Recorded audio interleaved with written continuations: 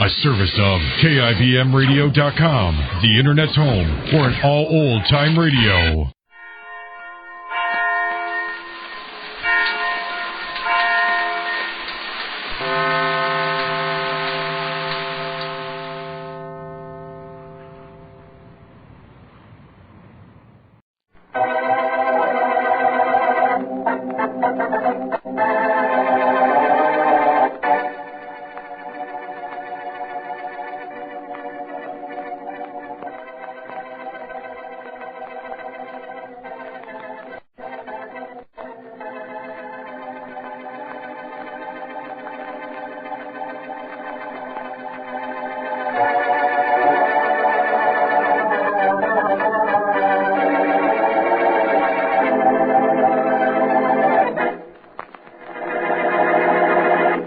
Comfortable, Mary? Mm-hmm. Very. Is it time yet? Yeah, a minute or two. Swell apartment my friend Charlie Kingston has here. Yeah, it was nice of him to let us borrow it so we could use the television set. Imagine seeing Inspector Faraday on a television screen. It's one of the nicest ways of seeing Faraday, you know. So near and yet so far away. Turn it on, Blackie, will you? Okay. Let's see what this little knob does. Well, the screen's lighting up. Edison and Blackie, wonderful team. Ooh. Hey, I see something on the screen. Yeah, so do I, but it's a little blurred. They must be televising Faraday's mind. I think it needs a little sharper tuning. The set or the mind? Both. Hey, that's better, isn't it? Much. Oh, Blackie, there's Faraday. Yeah, I see him. Uh-huh. And three other men around the table. Well, inasmuch as they're broadcasting civic forum, that's as it should be. Then the inspector seems a little nervous, doesn't he? Because he's hitting the water pitcher? Uh-huh. He probably read somewhere that all speakers drink a glass of water before they go on. Well, the other members of the forum must have read the same thing. Mm-hmm. No, it's hot in the television studio, Mary. You know, Blackie, it's hard to realize that here we are sitting at home, watching and listening to something taking place miles away.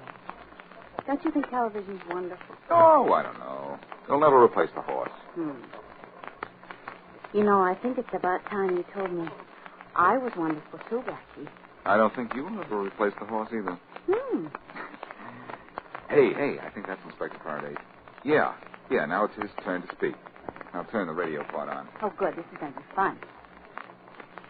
Now, ladies and gentlemen, we continue our roundtable discussion by presenting an outstanding civic leader, Cyrus Baxter.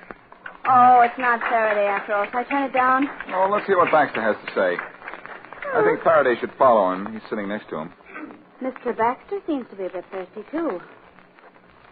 Well, he's finally put down that water glass. Now maybe he'll... Ladies and gentlemen, I have come here tonight for a specific purpose. To make accusation against one of... Hey, what's happening to him? He's grabbing his throat. He's choking, Mary. Look, he's falling back right into Faraday's arms. Which means that somebody laid a murder right in Faraday's lap.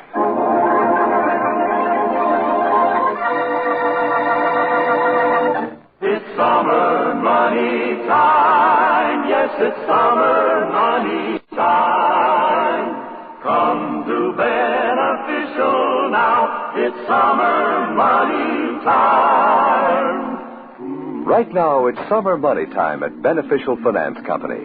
Get the cash you want for a wonderful vacation, to clean up leftover bills, or for any good reason. You'll find the service just a little faster, just a little friendlier.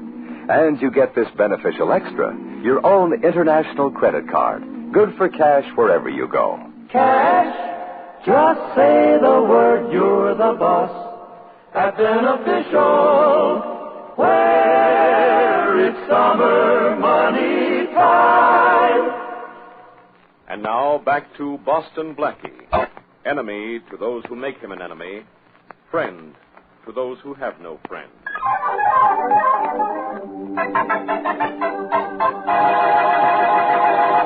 There's Faraday over there with the police photographers, Mary. He looks awful worried, Blackie. He looks confused, but then he always does. Well, darling. Faraday really isn't a spot this time. If Baxter was murdered with Faraday right in the room, the police commissioner will do some plain and fancy screaming, and you know it. Yeah, no question about that. Oh, hold it, honey. We've been detected. Here comes the inspector. Hi, Faraday. Blackie, before I do anything else, I've got one thing to say to you. Get out of here. Hello, Inspector Faraday. Hello, Miss Wesley. I'll make that 2 things, Blackie. Get out and stay out. Oh, have I got troubles. I know. I saw you by television. You photographed badly. I'm not talking about that, and you know it. Cyrus Baxter was standing right next to me when he was murdered. Then he was murdered, huh? Why did you do it, Faraday? What do you mean, why did I do it? I didn't kill him, Blackie. Now beat it. Sure, Inspector. Did you find out yet what poison was used? Poison? Who said it was poison? How could it be poison? I drank from the same pitcher of water. So did everybody at the table. We weren't poisoned, were we? Oh, I don't know. How do you feel, Inspector? I feel great. I feel like throwing you right out of here. Oh, Blackie, why don't you stop, darling? Inspector Faraday has enough. Oh, I'm sorry. Say, Inspector, Baxter was just about to accuse somebody of something when the poison hit him. Who said it was poison? I told you it couldn't be poison. Excuse me, Inspector Faraday. The medical examiner just finished with the body. He said to tell you Baxter was poisoned by the water. They won't be able to identify the poison till after the autopsy. Okay. Oh, Blackie, beat it. I'll take it from here alone. I'll go, but you won't be alone, Inspector. There's a person heading this way right now with purpose in his footsteps and you in his mind. Do you know him, Inspector? That's Rex Daniels. He was secretary to Mr. Baxter. Inspector Faraday, I've got to talk to you for a moment. Not now. I think you'd better listen to him, Faraday, and now. Nobody tells me what I better do. What do you want, Daniels? Inspector, I know what Mr. Baxter was going to say when he fell dead. I helped him prepare the indictment. What kind of an indictment was that, Daniels? Who are you? Oh, he's Boston Blackie. Who is Baxter going to indict? A man named Thomas, Ralph Thomas. Mr. Baxter was going to expose him to the forum members. Yeah? We knew he was farming out city contracts, costing the taxpayers additional money. Thomas, huh?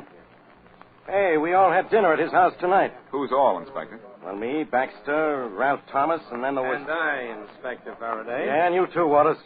Waters, huh? What do you do? Shut up, Blackie. Mr. Waters has political connections. Very good ones, too. Oh, I remember you, Mr. Waters. I saw you on our television set. Yes, I was scheduled to speak before the unfortunate accident. It wasn't an accident. It was murder. Somebody wanted to keep Baxter quiet. Faraday, you say you had dinner at Ralph Thomas's house? Yeah, 4 of us. Baxter, Mr. Waters, Thomas, and I. Hey, Thomas could have poisoned Baxter then. And have the poison take effect at exactly the right moment, Faraday? I don't think that happens except in books. So you don't think it happens? Well, who cares what you think? I'm going to go to work on Thomas right now. You sure Baxter was going to accuse Thomas, Daniels? Of course I'm sure. Well, you're giving us some action, Inspector. That's all I wanted to be sure of. Come on, Daniels. Yes, sir. Thank you, Inspector Faraday. Thank you very much. I was very fond of my employer. Yeah, I know. Now, wait a minute. Do you figure to step into his job, Daniels? Well, I hadn't thought about it much, but I guess I am the only one who could handle it right away. That's all I wanted to know. You can go now, but I'll be seeing you. And you too, Waters.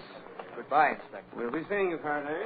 Hey, does anybody remember I'm still here? See that you stay here, and keep Blackie with you. I'm going to see this Ralph Thomas. That's right, Inspector. Between the 2 of us, we'll make him talk. Yeah, he's going to talk between the 1 of us, and that means me. And it also means you're going to keep away from his house. Far away. You get that?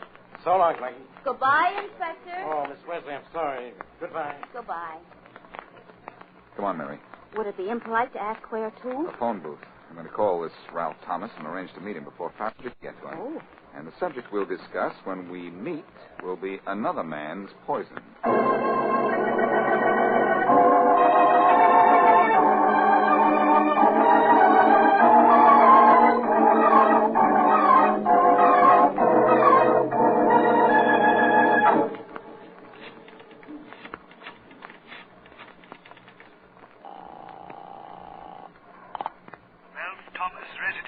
Hello, is Mr. Thomas at home? I'm sorry, sir, he is not. This is Inspector Allen of the police.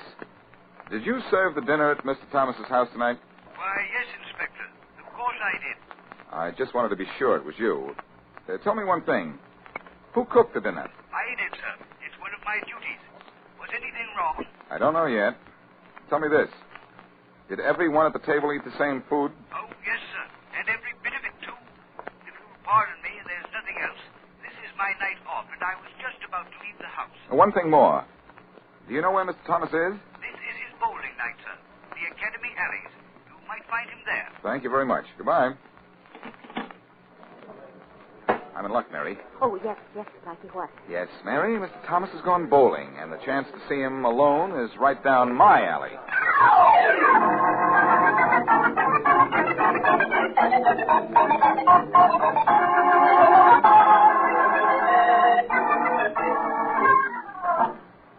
How'd it go tonight, Mr. Thomas? Well, Joe. Had a 165 average for 7 games. Not bad, not bad. Good night, Joe. Good night, Mr. Thomas. See you same time next week. All right, Joe. Good night. Thomas, I'd like to see you at the same time this week. Who are you? Boston Blackie. The name mean anything to you? Vaguely. You were looking for me? That's pretty apparent, isn't it? Mr. Thomas, did you know that Cyrus Baxter was murdered tonight? No, I didn't. How did it happen? You don't seem very upset. There isn't much difference between life and death. It's the presence of one because of the absence of the other. Did you follow me? That's a little beyond my depth, Thomas, but murder isn't. By the way, Baxter did have dinner at your house. Yes, that's right, he did. So Inspector Faraday, the police, and Richard Waters, were they poisoned, too? I never said that Baxter was poisoned. No, you didn't, but you mentioned he was murdered and brought up the fact that he had dinner at my house. Pretty obvious conclusion, don't you think? Either an obvious conclusion or definite knowledge. Look, Thomas, you're in a spot. Baxter was preparing to expose you publicly at that forum. Did you know that? No. Well, it's possible. My business is a little out of the ordinary. Just what is your business? Just what business is it of yours? Actually, none. But the police are after you, and if you're innocent, it's just possible I might be able to help. You don't think I poisoned Baxter? No, I think you're too smart to do that. But come to think of it, this had to be a pretty smart stunt. What are you talking about? 4 men had dinner together, and there 3 of those men drank from the same water pitcher. The water was poisoned, but only 1 man died. That's a pretty good trick. Tell me how it was done. Maybe you'll tell me. First of all, did all 4 of you eat the same food at dinner? Identical. Cream soup, roast beef, boiled potatoes, lima beans, dessert, coffee. Baxter had no coffee. Is that important? You know it's not. Who prepared the dinner, Thomas? Jones, my butler. He's a very good cook. I talked to him earlier. I understand he has the night off.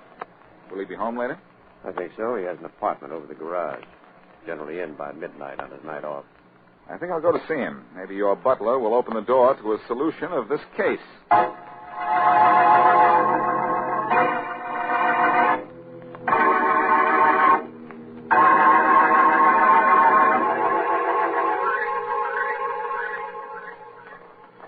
Blackie, darling, this is my idea of completely nothing. How can you say that, Mary? Oh, that's easy. I'll show you. Blackie, darling, this is my idea of completely nothing. See? We're on the trail of a killer, gal, en route to what may turn out to be a killer's quarters in yon garage. So suppose we find the butler. Then what? Then we... What? Somebody's following us. Get into these bushes, quick. Well, all right, but I don't hear any... Hey, I do hear footsteps. Keep out of this, Mary. I'll handle him, whoever he is. Wait here. Blackie! I mean, wait here quietly. I'm going to grab him. And, baby, when I grab somebody, they stay grabbed.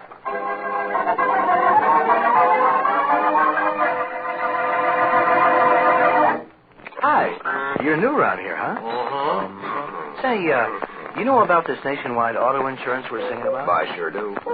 The best and not expensive. Oh, yeah? Nationwide auto insurance gives you all the coverage you need. Good, huh? Oh, Nationwide doesn't cut corners. It's quality auto insurance at real low cost. No kidding. So good, over $2.25 million by Nationwide. Hey, you know a lot about it. I should. I'm a vice president with the company. And you're doing the jingle? Well, I just can't be singing along. Nationwide auto insurance. your best buy.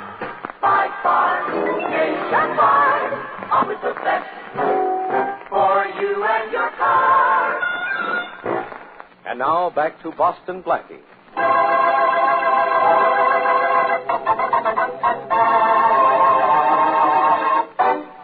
While Blackie and Mary Wesley were watching by television, Cyrus Baxter fell dead in the television studio, just as he was about to indict Ralph Thomas, political lobbyist. Thomas's secretary, Rex Daniels, and Richard Waters, a civic board member, are under suspicion, as well as Thomas. When investigation shows that Baxter was poisoned and that he had had dinner with the others at Thomas's house, a search is made for the butler who cooked and served the dinner. En route to his quarters in the Thomas garage, Blackie and Mary realize they are being followed, and Blackie jumps on the man. Well, friends, that ought to hold you for a while. How do you like your face getting an apple massage? Did you get him, Blackie? You got him. And exercise. Hand me the flashlight, Mary, so I can see what I nabbed and what kind of a head I'll have hanging in my trophy room. Blackie! Oh! Blackie, you dope. Let me up. Oh, it's Inspector Faraday. Oh, Blackie. Oh, golly, I'm sorry, Inspector. I didn't know it was you. Here, let me help you up. What's the idea of hopping on me? What? I didn't know it was you. What was the idea of trailing me? I didn't know it was you either. I saw two figures. One of them was mine. The good one. Mary. Well... Oh, cut it out, both of you. Where are you going, Blackie? Oh, nowhere. Just out for a stroll. Yeah, I know. Me too. Only I took my stroll first. I got to this garage 20 minutes ago. Nobody answered the door in Thomas's house, so I thought I'd try here. Was anybody in the garage, Inspector? Nobody to speak of. Just a corpse. That's nobody to speak to. Was it the butler? Yeah, knifed. Oh. And I'd give a lot to know why. I could tell you. I don't want to know that badly. Now, come on, let's get into Thomas's house and wait for him to come home. All good police inspectors have skeleton keys, right, Inspector? Now, I got something better. You. Now, look, can you open that back door, Blackie? I don't know. I haven't seen it yet. But past performances were in my favor. I know. Well, there it is. Go to work. Okay. This is awfully illegal, Inspector. Yeah, murder is a little bit against the law, too. How you coming? Pretty well. There. That's the door unlocked. Well, open it. Right. Gas, Blackie. I smell gas. Keep out of the way, Mary. Come on, Inspector. Put your handkerchief over your nose and come on. Okay, I'm with you. Break that window, Inspector. First. Okay. Put your flashlight on it so I can see what I'm doing. Right. Right over here. Okay. Hey, look, Inspector. That body on the floor. It's Thomas. Now, that makes the third one. First Baxter, then his butler, now Thomas here. He killed the first two and then committed suicide. Well, that washes this case, huh? Inspector, come here, quick. Now, what is it, genius? Nothing that you'd be interested in, except Thomas isn't dead. We broke in here just in time. Not dead, but he's got to be dead. This room was loaded with gas from that kitchen range. Not too loaded. Whoever did this might have wanted it to look like suicide, but didn't stuff the cracks under the doors, and we broke in time to save Thomas. Look at this bump on the back of Thomas's head. He got it when the gas hit him and he fell off that chair. He could have gotten it when somebody hit him, turned on the gas, and left him here. That's what you think. As soon as Thomas revives, I'm taking him to headquarters and booking him for murder. Go ahead, but get an apology ready, kid. You're going to need it when it turns out that Thomas is innocent.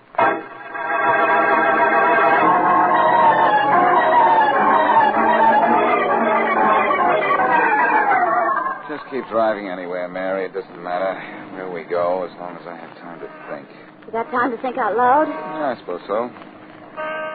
Mary, would Thomas be clever enough to fake an attack on himself, hoping to throw us off the track? Well, what would he hope to gain, Blackie? He could hope to throw suspicion on somebody else. Ralph Waters or Rex Daniels, Baxter's secretary. I mean, he figured you'd break in time to save him. Maybe. What bothers me, too, is that poisoning of Baxter. Faraday tells me there was poison found in the water that everybody at the forum drank.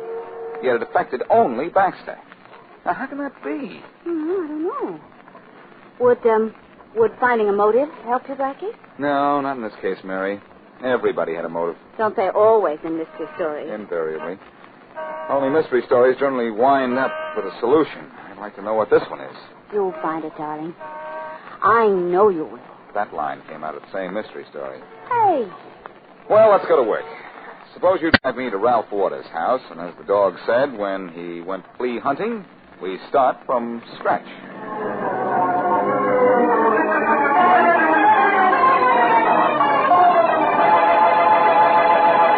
I don't think there's anything further I care to say to you, Daniels.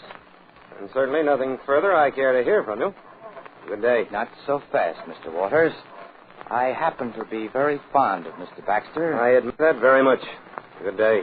Mr. Waters, you had opportunity to poison that drinking water at the television studio, and reason enough to want Mr. Baxter dead.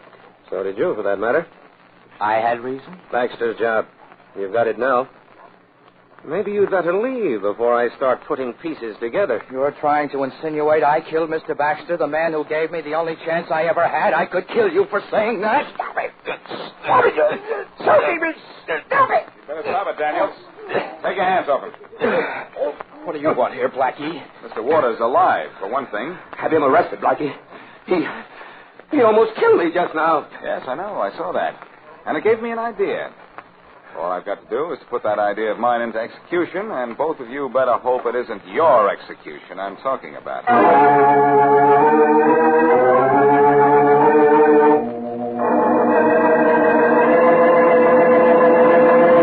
Lights hurt your eyes, Thomas? Too bad. Go on, talk. Inspector Faraday, there isn't anything I can tell you except what I've already told you. I know nothing of how Mr. Baxter or my butler were killed or who tried to kill me and make it look like suicide. Thomas, I'm going to... Yeah, Faraday speaking. Well, what is it, Blackie? You want me to do what? Are you kidding? Of course I won't. Sure, I want to solve this case. And that's the way to do it, huh? Okay, what can I lose except a couple of hours? Hey, right away. 8 o'clock tonight is okay. Goodbye. Thomas, you're going to have a dinner party at your house again tonight. And then we're going to the television studio. Just like we did last night. What's the reason for all this, Inspector? It's Blackie's idea. He says he's going to make a murderer show his hand so we can get a look at his face.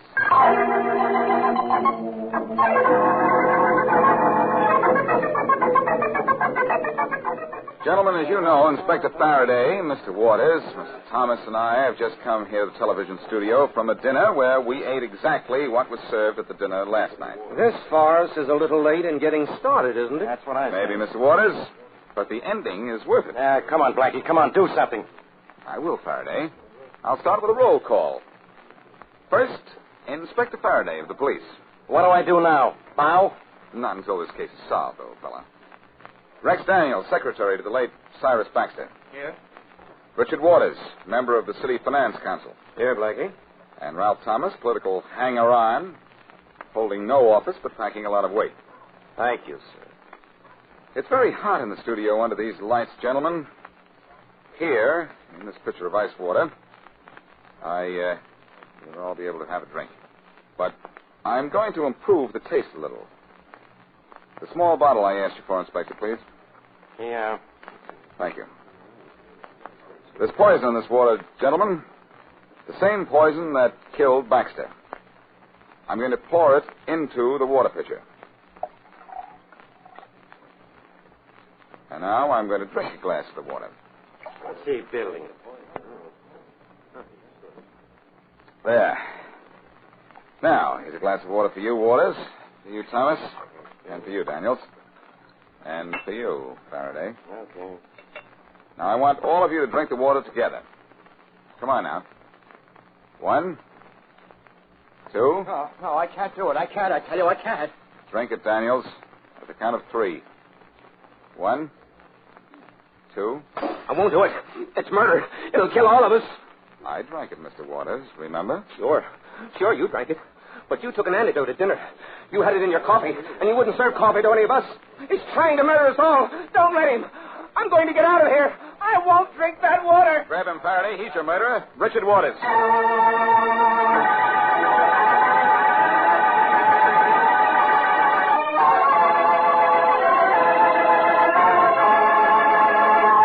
I'm listening, Blackie. I'm gloating, lovely one. Where shall I begin? with the reason that Waters killed Baxter. Well, that was because Baxter was going to indict Ralph Thomas. Thomas had to have a partner in a city job. That partner was Waters. If Baxter named Thomas, Thomas would pass the buck to Waters. Catch on? Catch on. Whew. I know why the butler was killed, too. Waters had bribed him to put the antidote in the coffee he served at the dinner, and later killed him to keep him from talking. Nice going. Waters knew Baxter drank only milk, and so he had the antidote placed in the coffee by the butler. He believed I had done the same thing before I drank the water, and that gave him away. And then Waters later tried to kill Thomas and make it look like suicide so that Thomas would be suspected. How am I doing, Blackie? You're wonderful, Mary. But I still don't replace the horse, huh? Well, I think you were wonderful taking a chance on drinking that water you had poisoned. No, don't be silly. I knew I hadn't any poison in that water. What? It was just more water I added, that's all. Tricky, huh? Yes, darling, you're tricky, huh? And, I'm thirsty, huh? So, I'll pour myself a little water. I do all the talking and you get thirsty. That's what I call close friendship. Well, I'll answer that when I'm through drinking. There. Now, what was it you... Oh, Blackie. Blackie! What is it, Mary? What? My throat. Oh, Blackie, I'm falling. It's all right, dear. Holding you. What is it? What's the matter? Well, with you holding me, nothing's the matter. I'm a little tricky, too, darling.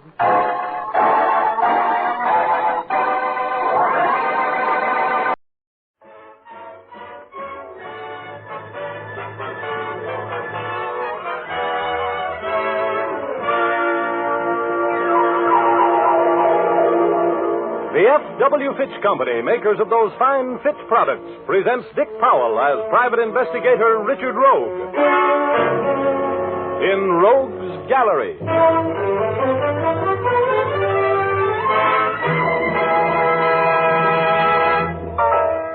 Rogue speaking. Well, things were a little slow at the office, which is my way of saying I didn't have a client or a dime. And I was indulging in my favorite form of athletics. A fast game of snooker pool with Herb Heidi, the bookie at the Deluxe Pool Hall. Heidi was born with a pool cue in one hand and a cue ball in the other, and I was born with an 8-ball birthmark. He was trimming me like a Christmas tree, and I was glad when the elevator boy from my building yelled into the door that I had a customer in my office. So I shoved off to talk to this volunteer victim. When I opened the door to my office, I saw him standing there, a dignified-looking, white-haired gent, with a strong nose, a weak mouth, and the nice middle-class air of substantial citizenry. You're Mr. Rogue? That's right. You want to talk business with me, Mr. Grant. George Grant, yes. Oh, have a chair, Mr. Grant. No, thank you. I prefer to stand. Mr. Rogue, I understand that you have connections with the fire insurance companies, that you are sometimes retained by them to investigate losses which might have been caused by arson. That's right. Go on. Are you interested in the fire at the Matthews Fur Company warehouse a week ago? I could be. That fire was arson, Mr. Rogue. Mm-hmm. I can tell you some very interesting facts about it. Well, good. That was a pretty important claim, wasn't it? The fire destroyed over $100,000 worth of furs. Yeah?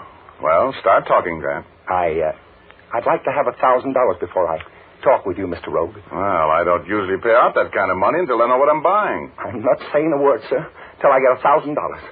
I've been double-crossed once on this deal, and I don't intend to take a chance on getting the same treatment from you. Just how much did you have to do with this torching, Grant? I don't intend to answer that question. Do I get my $1,000, Mr. Rogue? Come back in an hour. You have the money for me then? Yeah. Come back in an hour. And your story had better be good, Grant. I'm a busy man. I haven't time to fool around with crackpots. I'll have the proof. Okay. So long now. Oh, it's 4 o'clock, Grant. I'll see you at 5. On the dot, right? I'll be here.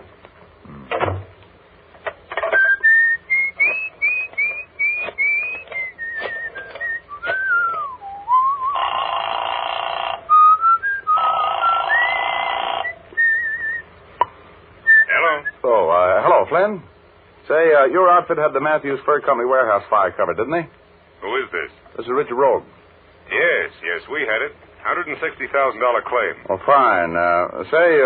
Would you pay me 10% of what I saved you on that claim if I could prove the fire was arson? $16,000? No. Okay. Save $16,000 and lose $160,000. I can afford it if you can. Wait a minute. How can you prove arson? Well, I've got a man. He wants to talk. He says he can prove arson. I believe him. I'll give you $10,000 for a conviction. I'll take it. Look, send the $1,000 retainer over here, special messenger, right away. It's important. Hey, wait a minute.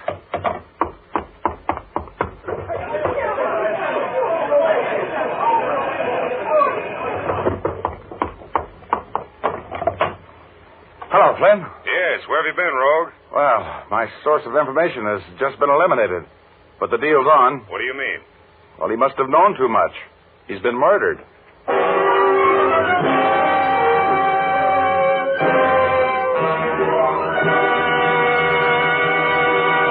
Well, that's the beginning of a case out of my crime gallery called Fortune and Furs. I'll tell you the rest of the story in a minute. But first, here's Jim Doyle, who's going to tell you men how to shave off stubble without fuss or trouble. Thanks, Dick. Men, if you have that show-me attitude when it comes to shaving cream, we invite you to try Fitch's No Brush. We think it has the qualities you want in a shaving cream: a smooth, non-greasy texture, a skin conditioner ingredient to protect sensitive skins, and a fast action that instantly prepares your face for the grandest, coolest shave you've ever had. And to top it all off, Fitch's No Brush is reasonably priced. So we suggest you try it. See if we're not right when we say Fitch's No Brush gives a solid comfort shave. If you're one of the many who swear by a lather cream, try Fitch's Brush Cream. This cream gives loads of swell lather that stays moist all during the shave. It rinses off easily, too. Like Fitch's No Brush, it contains a skin conditioner that makes even the most sensitive skins feel cool and smooth. Yes, men, for shaving comfort, try either Fitch's Brush or Fitch's No Brush shaving cream. Both come in a form you like at a price you like. What's more, both will give you the kind of shave you like. So ask the man behind the counter for Fitch's shave cream. Fitch, spelled F-I-T-C-H. And now back to Dick Powell as Private Investigator Richard Rogue in Rogue's Gallery.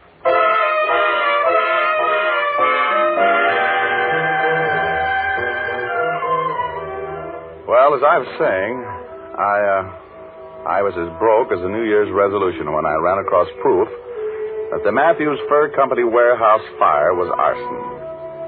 I called Louis Flynn, who headed up the Fidelity Fire Insurance Company, and made a deal with him for $10,000 if I could prove that the fire was of incendiary origin. And while I was talking with him, George Grant, my witness, was killed leaving the building. Well, I couldn't afford to lose a $10,000 fee right then, so I took a fast distance to the home of the late George Grant. I knocked at the door. What do you want? I want to talk with you. You're George Grant's daughter? Yes. With the police? Yes. Come in. Oh, thank you. I suppose you want to question me about my father's affairs. Yes, that's right. Come in here, please. I can't believe that Dad is dead. I'm sorry. Believe me. And if you'll help me, I'm sure we can find the people who murdered him. Sit down, please. Thank you. Oh, Miss Grant, what was your father's business? Oh, don't you know? He was warehouse manager for the Matthews Fur Company. He had been for years. Oh? Did he have any enemies that you know of? No. Dad wasn't the kind of a man who made enemies. He was... Well, he was sweet. Oh, I don't know. There'd been something wrong with him for the last couple of weeks. He wasn't himself. He was worried. And it was all that blonde's fault. Blonde? Yes, Bernice Maxwell. Dad became involved with her.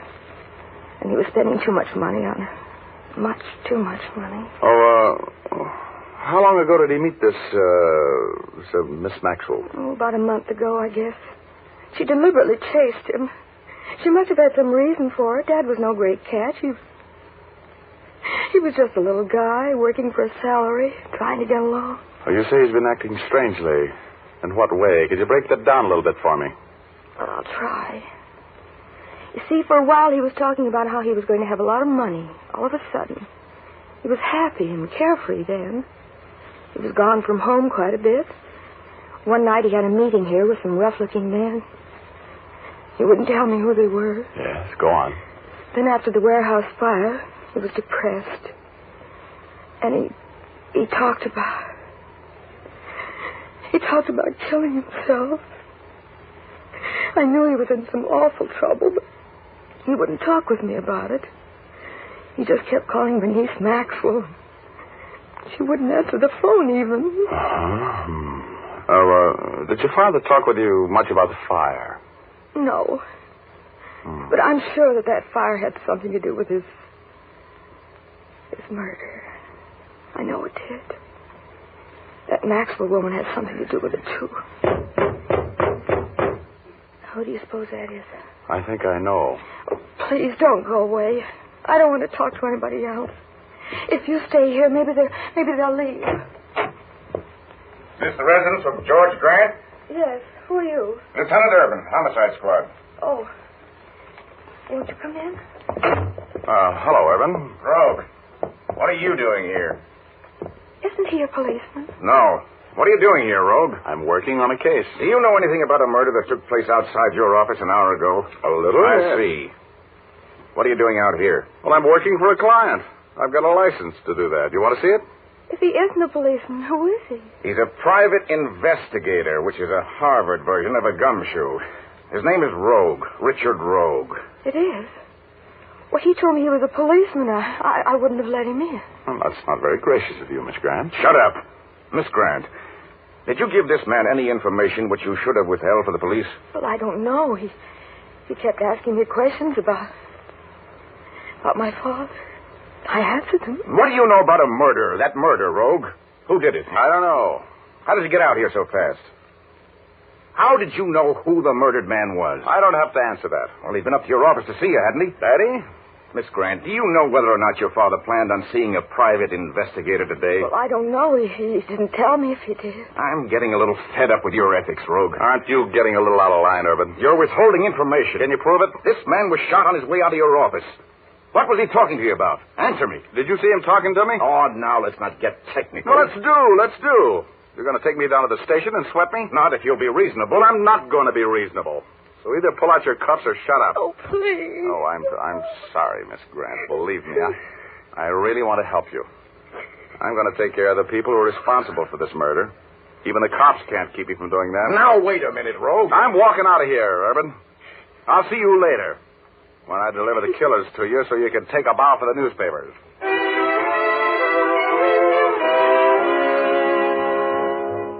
Oh, I was burned like a bride's biscuits and feeling just as tough when I walked out of that house and passed Urban's squad car to my coupe. It didn't do my atomic temper any good when a pasty-faced gunman got out of the front seat of my car and pointed a pistol at me. Hello, Rogue. Get in. We're going places. Huh? Oh, okay, Junior. But be careful of that thing. It might go off. Where to, Junior? Straight down the street. I'll tell you when to turn.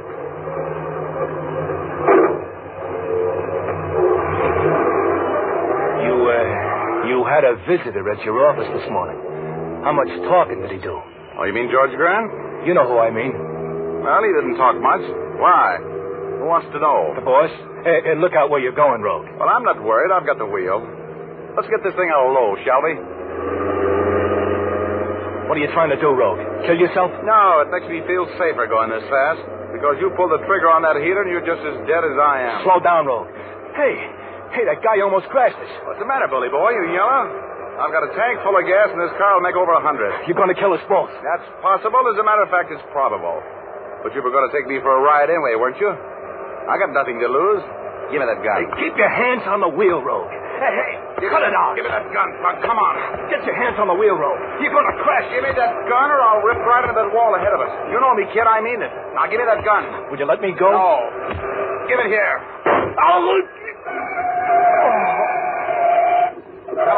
Come on. Hey. Well, I'll be. He's passed out. Hey.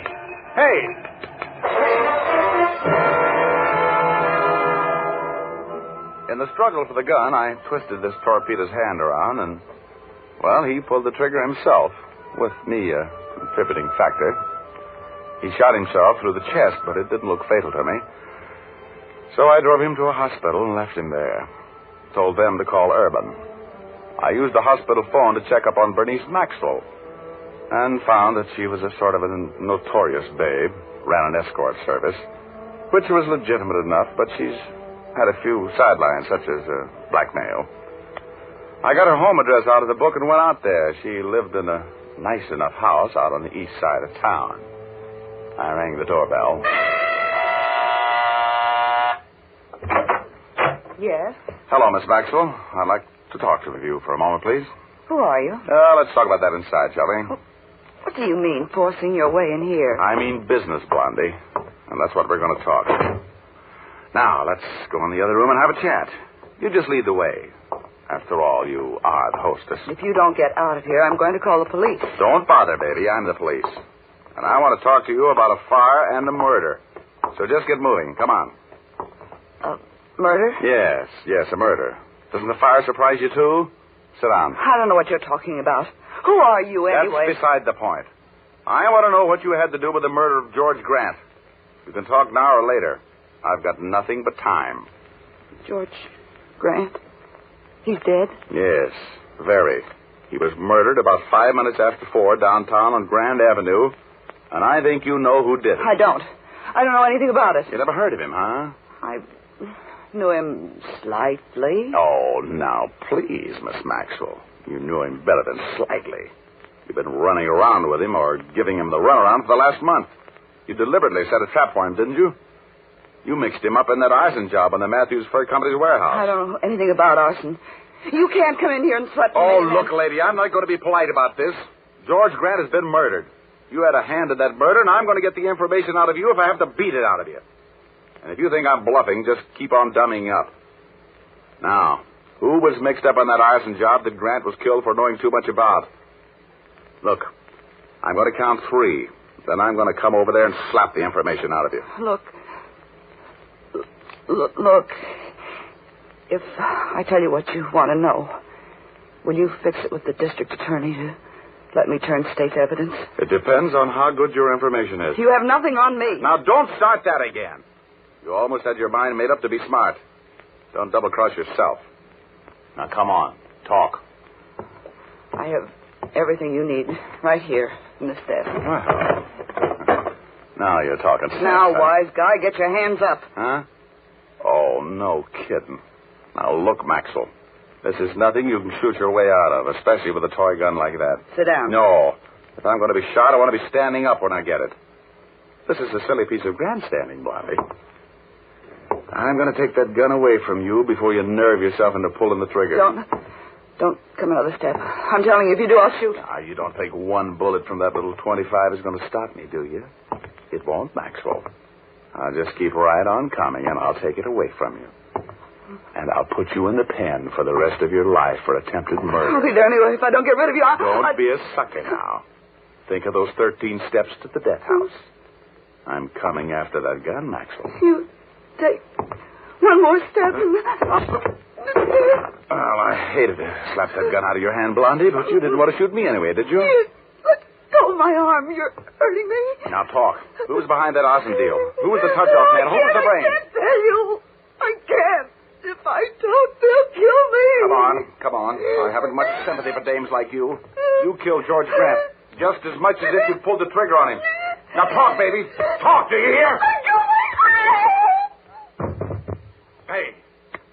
Hey, Blondie, come out of it. Come on. Well, I'm a son of a gun. She passed out on me. Hey, Maxwell, come out of it now, will you? Come on. All right, Rogue. Just stay right where you are. Huh? What did you do to Bernice? Well, nothing. Did she talk? No, she didn't. That's good. How did you get here, Og? Well, I drove. I got rid of that little pasty puss gunman you sent after me. Where is he? He's been taken care of. That's funny. That's exactly what's going to happen to you, Richard. Stand still while I get this gun out of that shoulder holster. Okay. You're in the driver's seat.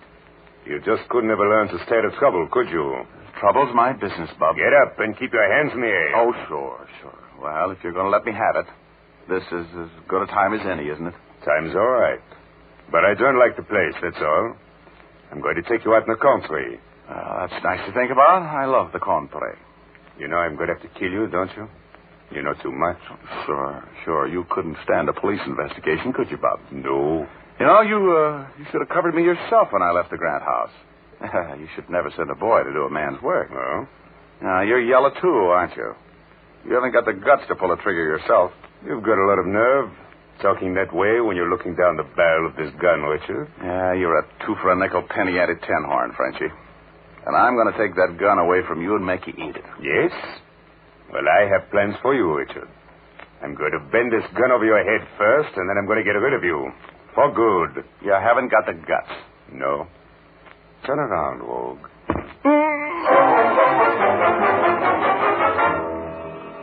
Well, I wasn't as batty as I sounded there, believe me. I'm no hero, and usually when a guy has the drop on me, I obey orders like a corporal bucking for sergeant. But I didn't have much to lose, and for once I wanted to be hit over the head. Oh, I got my wish and rolled with a blow. Those old familiar stars started to circulate around my indestructible cranium, and I started to black out. But I pulled myself back and hung on to consciousness. I didn't move after I fell. I didn't have to. You see, I fell with my left shoulder in the shadows, covering the automatic I'd slapped out of Bernice Maxwell's hand a little earlier. And when I heard this character walk away from me, I got my right hand on the gun. He went over to where Bernice was, just coming around to this world again. I could hear him talking to her. Bernice! Get away from me! Oh, it's you, Marcel. Well, where's he? Og, he's on ice over there in the corner. You kill him? No, but I'm going to. I didn't want to do it here on your house. Drop that gun, Marcel. I'm taking over from here. What? Drop it! Marcel, he's over there by the piano.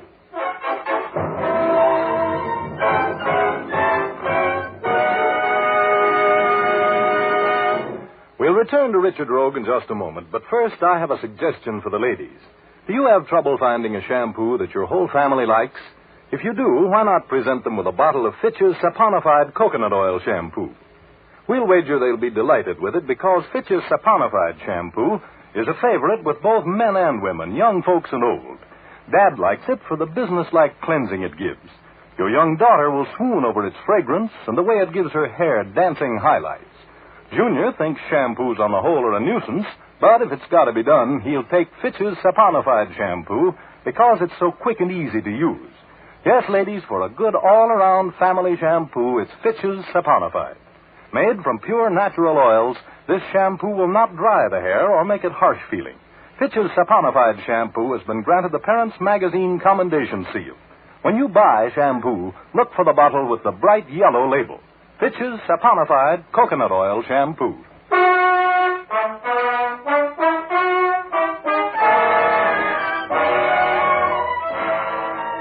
And now we return to Rogue's Gallery with Dick Powell as private investigator Richard Rogue. I was a little worried about my future as I stood there behind the cover of that piano and pumped lead at Marcel. But if I could get in a lucky shot, I knew I could put him away for the murder of George Grant and the arson job at the Matthews Fur Company warehouse.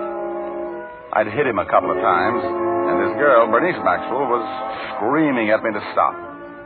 But Marcel kept on trying to luck a shot into my anatomy.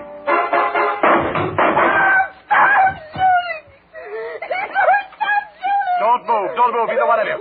I still got plenty of blood here to stop you if you do. What are you going to do with us? I'm going to turn you both over to the cops, baby. Well, this guy will live to hang. Now, here. Here, tie him up. Use his necktie. Come on. You need a doctor. Well, I'll call one as soon as he's secured. Come on, tie him tight now. He's bleeding to death. Shut up. Here now. Take mine tight. Here, tie his feet tight. You're really tough, aren't you, Rogue? When I'm mad, yeah. Oh, yeah. Here's my gun, and here's the gun that's going to send your boyfriend to the chair. Now, you want to go with him, or do you want to tell me all about it? You mean I can still turn state's evidence? Were you mixed up in the murder? No. I don't know anything about that. You knew about the arson deal, though, huh? Yes. Okay, baby. Now, start talking. And maybe I can get you a deal with the DA. I'll talk. I'll tell. I'll tell you everything.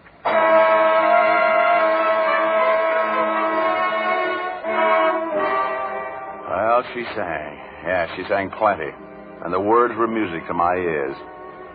When she was through singing, I tied her up tight and called homicide to tell Urban where he could pick up a murderer and an accessory before the fact. Then I told him where I'd be later. I called Flynn at the Fidelity Fire Insurance Company and told him to meet me at the home of Paul Matthews, owner of the Matthews Fur Company, in 10 minutes. He did, and we went in together. The butler sort of unwittingly showed us into the study where Matthews was reading. I'm Richard Rogue, Mr. Matthews. The investigator?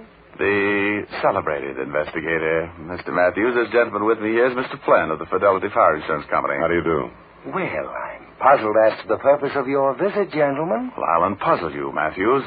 The fire at your fur warehouse was deliberate arson. Oh? Why, that's preposterous. It's a nice act, but no go. We're not paying the claim, Matthews. We have absolute evidence Let me tell you, Flynn. You made a deal with Marcel Jarnac, one of the West's leading arsonists, to start that blaze, Matthews. But you needed the loyalty of an old employee of yours, the manager of your warehouse, George Grant. Grant was an honest guy. So you and Marcel sicked a dame on him, a dame named Bernice Maxwell. Now, you convinced now that I know what I'm talking about? No. I tell you what. Okay, then I'll give you some more dope. With Grant's help, you took all of the expensive furs out of the warehouse and filled it up with a lot of junk. And then Grant sopped it all down with the gasoline and touched it off.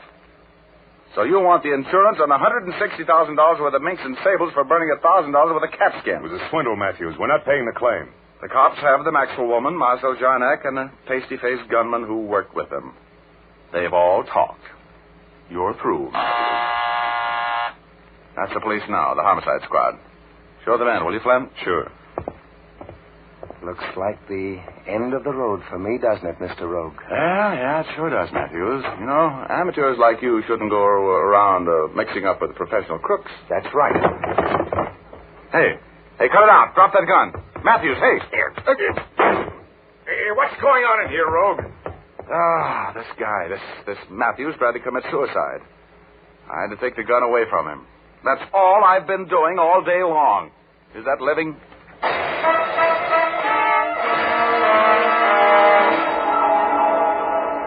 Well, it was Pasty Puss's gun that bumped George Grant. He and Marcel got the chair. Matthews and Bernice Maxwell got 10 years apiece, and I got $10,000 in reward money for cracking the case. Yeah, I really had a time with that $10,000. Went to Mexico City, incidentally. Las señoritas, muy simpáticas. Yeah. Spent the month of January there. What a month, January. As soon as I get time, I'm going to write a book. You know what the title's going to be? I'm going to call it Lost January. Oh, dear. Incidentally, I hope you noticed that I didn't get my brains knocked out and make my regular visit to my alter enemy, Hugo, tonight. And... Huh? What's the idea, Rogie? I missed you. Are you mad because I threw that Betty dame off our cloud? No, Hugo. Oh, but look, Rogie, you made a reservation. On cloud number 8? I did not. Oh, yes, you did. You said it. I said what? You said, see you next week, Hugo. You said it. I heard you. Okay, I've seen you. Good night, midget. Goodbye, Rogie. Say, Rogie, are aren't you going to wish me a Merry Christmas? Oh, sure. Merry Christmas, Hugo. Merry Christmas, Richard. So long. Merry Christmas. Imagine that little dehydrated Santa Claus. Oh, well, I love everybody. And God blesses one and all, to coin a phrase. You know what I mean?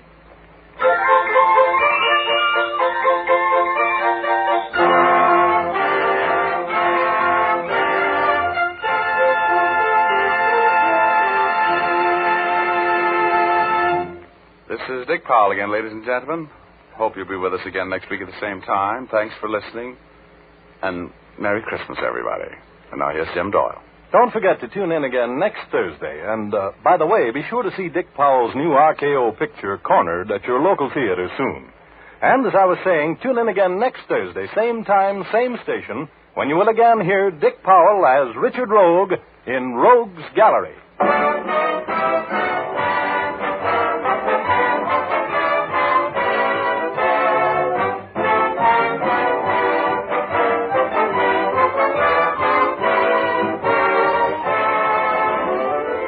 Remember, if dandruff is your problem, ask for Fitch's Dandruff Remover Shampoo. Removes dandruff the first time it is used. Fitch's Dandruff Remover Shampoo is the only shampoo whose guarantee to remove dandruff is backed by one of the world's largest insurance companies. This statement can be made by no other shampoo. Ask for Fitch's Dandruff Remover Shampoo at your drug or toilet goods counters, barber or beauty shop. Fitch is spelled F-I-T-C-H.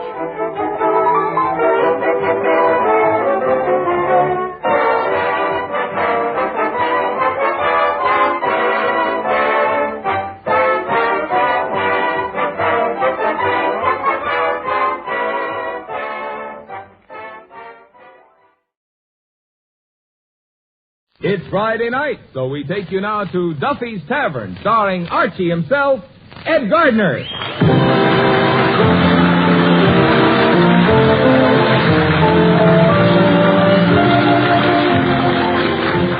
Duffy's Tavern is brought to you by Bristol Myers, makers of Vitalis and Minute Rub, two products that will pay you to remember. Minute Rub, modern chest rub, Vitalis for well-groomed hair. Minute Rub, Vitalis. Hello, Duffy's Tavern, where the elite meet to eat. Archie the manager speaking. Duffy ain't here. Hello, Duffy. Merry Christmas to you. By the way, we got 2 more Christmas cards tonight. Well, one from Colucci, the fruit peddler. Yeah, very pretty card, too. It's got his coat of arms. 2 crossed bananas with a tomato rampant in the background. Yeah, and the other one's from Cavendish, the Undertaker. Yeah, it says, wishing you a joyous and Merry Christmas and a short but Happy New Year. P.S. Drop in and see our new Christmas wrappings. Yeah, you ought to be here, Duffy. Already the joint is reeking with Christmassy odor. Yeah, we're even putting on a show tonight, the Christmas Carol. What's an old play by Charles Dickens? Dickens. As in, go too deep. Yeah, well, the guy's a very famous writer, Duffy. He wrote David Copperfield, the Picnic Papers. That other one about the dame, you know, Oliver's Twist. Well, look, Duffy, I'm busy now. I got to rewrite the Christmas Carol. Yeah, well, I got to fix it up, you know. Some of the grammar is a little old-fashioned. I'll call you back, Duffy. Merry Christmas. Okay. Hey, Eddie. Yes? Look, it's Christmas. Why don't you say we kind of infest the joint with a little Christmas flavor? Leave us put some mistletoes around and some holly wreaths, huh? Oh, we've practically got a holly wreath already. The customers at the bar is turning red, and the ones that just finished eating are turning green. Eddie, will you cut out the whiz me? I'm serious. Now, what could we do to make the joint a little more Christmassy? We could get a nice snow effect by whitewashing the sawdust. Yeah, that's a good idea. Sure, and I could trot around under the table with a little cask of brandy tied around my neck. Yeah, that'd be cute, like one of them St. Bernstein dogs. Good old Christmas. By the way, I wonder what Duffy is going to give us for Christmas this year. Yeah, I wonder. Hey, you know, I kind of got my heart set on the Hope Diamond. You hope. What did he give you in last year again? Monogrammed dustpan. Yeah, that's right. I remember that. Yeah. It makes a nice set with the monogrammed broom he gave me the year before. Now, look, Eddie, don't be bitter. After all, Duffy ain't really such a bad guy. No, he ain't such a bad guy. No. Well, so long. This is where I get off. Eddie, you're bitter. Remember that Christmas dinner he gave us last year? The celery and the chestnuts and the cranberries. And the cover charge? Ah, he was kidding. That big whole roast pig with the apple in its mouth. Hello, Finnegan. Where's the apple? What apple? Skip, it's just a little picture you happen to conjure into my mind. Anyways, Merry Christmas to you, Finnegan. Merry Christmas to you, Arch. By the way, that brings up a subject. What? Arch, I'd like to ask you a question. What's the question? Well, Arch, promise me you'll tell me the truth. I promise. Okay. Arch, is there a Santa Claus? Well, bless your heart, Finnegan. What brought this on? I was over to Macy's this morning, and on the 5th floor there was a tall, skinny Santa Claus, and I got down to the 3rd floor, and there's a short, fat Santa Claus. Frankly, I'm beginning to smell a rat. Now, tell me, will you? Look, I don't want to be no stool pigeon. I'd rather you'd ask somebody else. So, well, who am I going to ask, Arch? You asked me little brother Wilford, and he says there ain't no Santa Claus, but what does he know? He's only a child. Look, you put me in a very bad position. Well, you got to tell me, Arch. I'm old enough to know. And I'm going to find out sooner or later anyway. Finnegan, please, I'd rather that somebody else. Oh, come on, Arch. You told me about the stork, didn't you?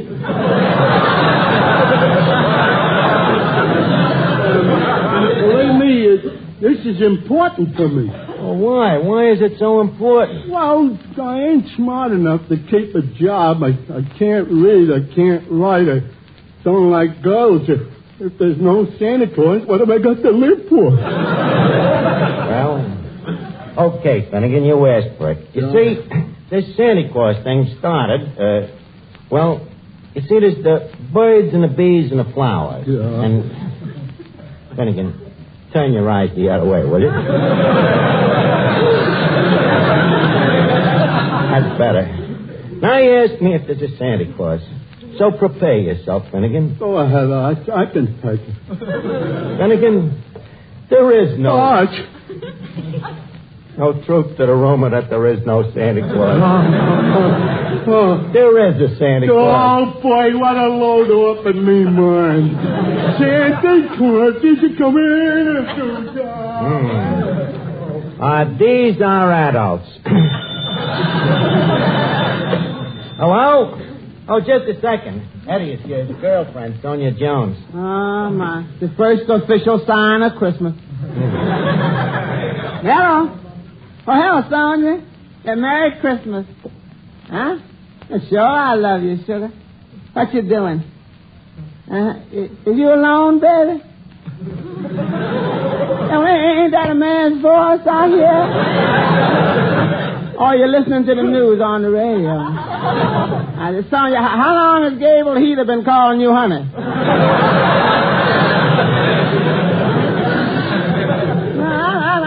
I'm just suspicious. Yeah, baby. I know I'm always in your heart. Yeah.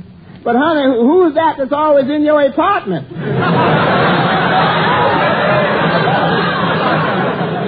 Huh? Well, Merry Christmas, honey. Yeah. By the way, extend the season's greetings to Gable Heater for me. Yeah, that's bad news tonight. Look, Eddie, why do you let that Sonia kick you around like this? What are you, man or you mouse? Pass the cheese. Say, Archie, Oh, hello, Miss Duffy.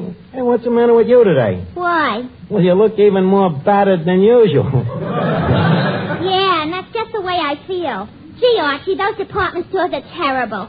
You try to get near a counter and you take your life in your hands. They push you around, tear your stockings, step on your toes, gouge your eyes out. Well, what were you trying to buy? Nothing, I was just browsing. Well, that starts our conversation this evening on a nice idiotic basis. Yes. Yeah. Incidentally, I hear you're going to put on a Christmas show tonight. Yes. Well, needless to say, you'll want me to sing. On the contrary, equally needless.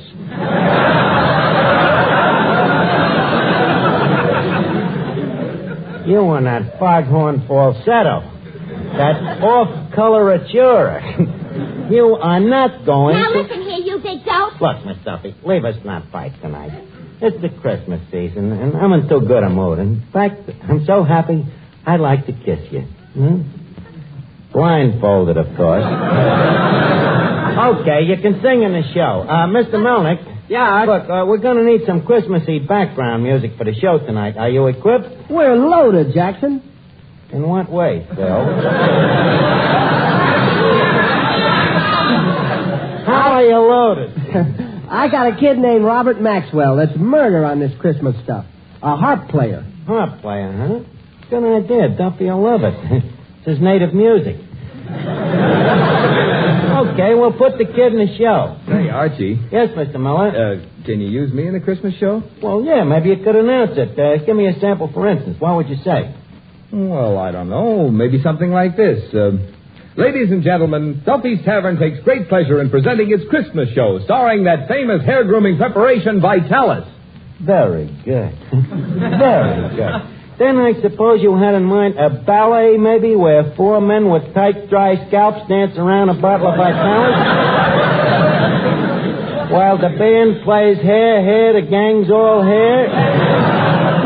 Well, no, Archie. The orchestra would play Here, Here, Vitalis is Almost Here. Very sharp. Pull up your podium and pray continue.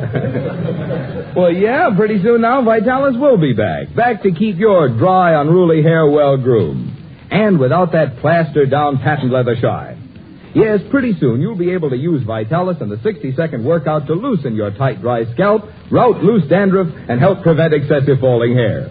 Shortages will soon be relieved, and then you'll be able to get original, genuine Vitalis, the hair grooming preparation that's been the standby of so many men for so long.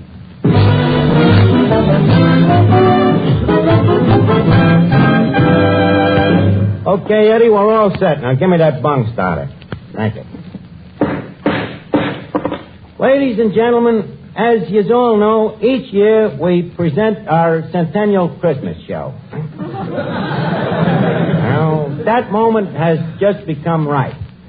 So, I want you all to enjoy the show. Applaud when you like. Be merry. Have laughs. In other words, feel free to vent your spleen in any way you wish. So, without no further ado, leave us on with the show. Carry on, Mr. Miller. Thank you. Duffy's Tavern brings you Christmas music.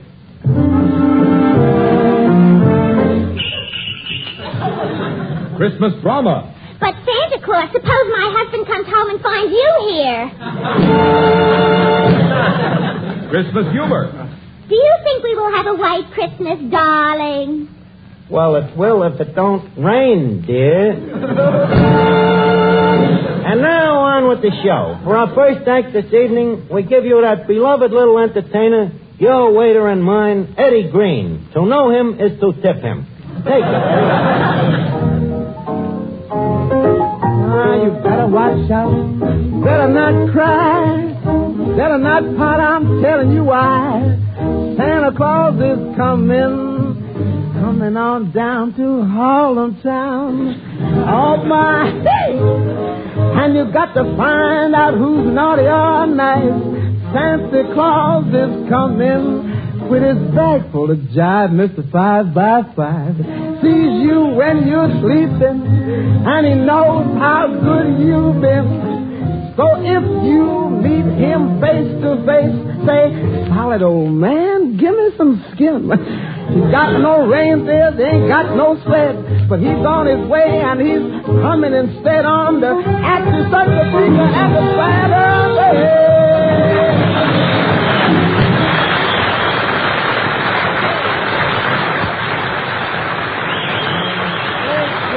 Thank you very much, Eddie Green. Now, for our next act, we reach into our Christmas grab bag, and what do we pull out? None other than Mr. Robert Maxwell's The World's Greatest Harpist. Okay, Robert, take us on a Miller side with a reach-feet hubcap and send us solid with that old riff-raff sad sack, kid. Okay, take it away, Robert Maxwell.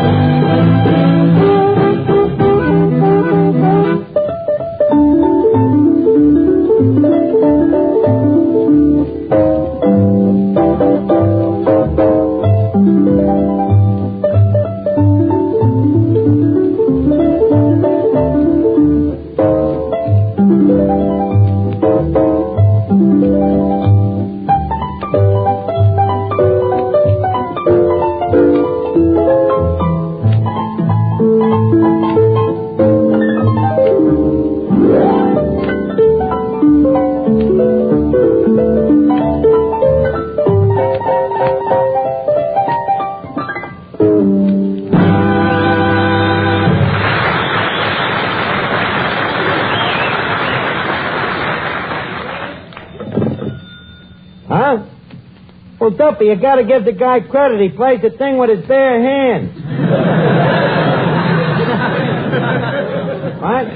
Mrs. Duffy says she would like to have a little more Christmas schmaltz, huh? Okay, boy.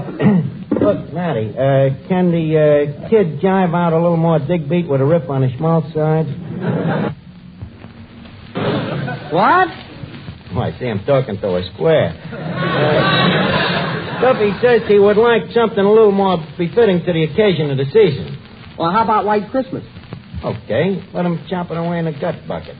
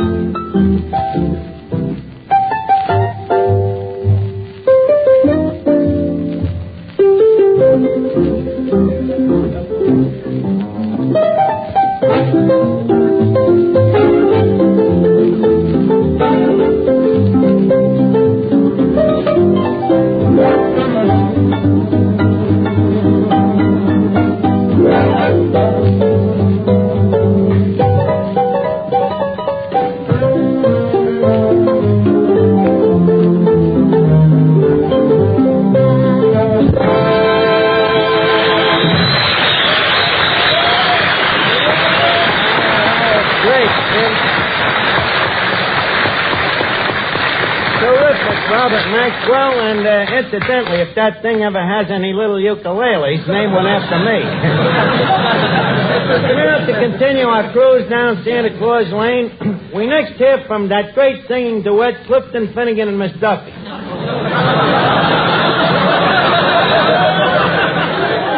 Better known as half a wit and a near miss.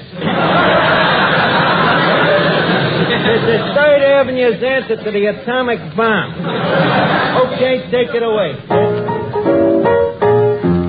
Sleigh bells ring. Are you listening? Are you listening?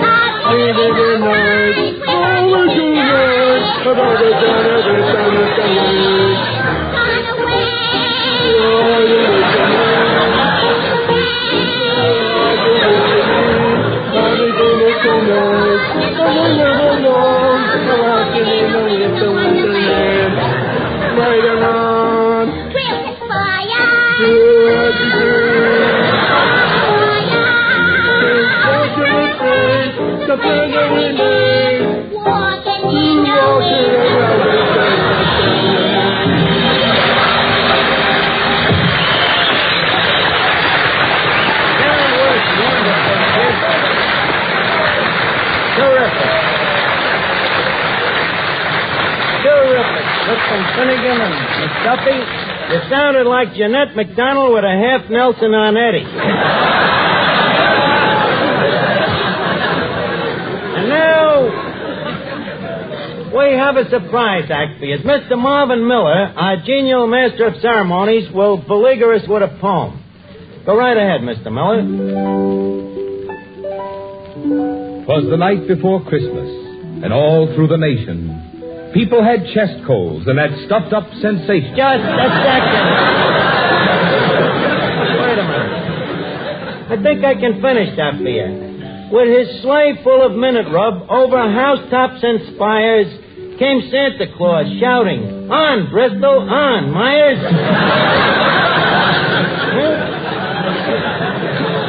Okay, Mr. Miller, you may now lapse into prose, if you please. Well, just to say that Minute Rub, a really modern chest rub, is wonderful to help relieve that uncomfortable cold misery. All you do is rub Minute Rub on your throat, chest, and back, and in a minute, Minute Rub gets to work and starts to relieve that clogged up feeling in the nose and throat. Starts to bring a feeling of warmth to those tight, sore chest muscles.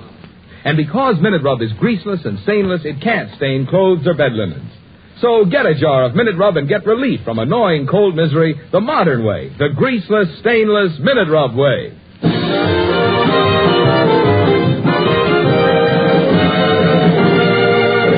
Okay, Mr. Miller, you may now announce the big piece of resistance. Right. Ladies and gentlemen, we now present The Christmas Carol, written by the Dickens boys, Charles and Archie.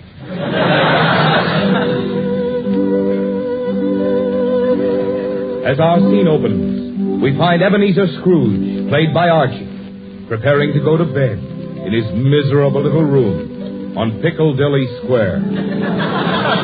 All England is agog with Yuletime spirit. But for miserable old Ebenezer Scrooge, there is no Christmas. At the moment, we find him in an ugly mood, writing in his diary. Dear Diary, had a pleasant day today. Bankrupted 3 widows, foreclosed 12 mortgages, and drove 9 families out into the snow. Barefooty, of course. Oh, Mr. Scrooge, sire. Oh, it is my butler, Godfrey. What do you want, my man Godfrey? It's getting mighty cold in here. Do you think we can afford to throw another twig on the fire? Heavens to Betsy, man, you threw one on last Friday. Do you think these twigs grow on trees? I know, but it's getting cold in here. There's icicles on the window. So what, ain't you never seen icicles on a window before? Not on the inside, sire. Oh, before I forget, the widow Scratchit called this morning. Scratchit. Is, she the widow of Willie Scratchit? I mean, Willie Scratchit? Yes. She's the one you work to death squeezing limes in your lime house. She said you promised to pay her a pension of 2 pence a week. Well, get rid of it, Godfrey. If I have to go around paying 2 pence a week to every widow in Wessex, I wouldn't have a pair of pence to me name. Besides, it ain't my fault that husband of hers didn't save nothing out of what I gave him every week. But, sire, how much can one say about a 10 lashes a week? Bah, humbug. But the widow's downstairs starving, sire. Can't we at least give her a piece of bread? Oh, leave her starve. And poor people is all alike. Greedy, huh, boss? Yeah. Give them bread today, and tomorrow they're back asking for water. Yeah, but, sire, this is Christmas. Christmas. How I hate it. Christmas trees, presents, happy people, goodwill. I hate Christmas. Yeah, but why do you feel this way, sire? I'll tell you why, Canave. Because I am a black-hearted, tight-fisted, bitter, stingy old skinflint. Oh, Duffy, not you, me.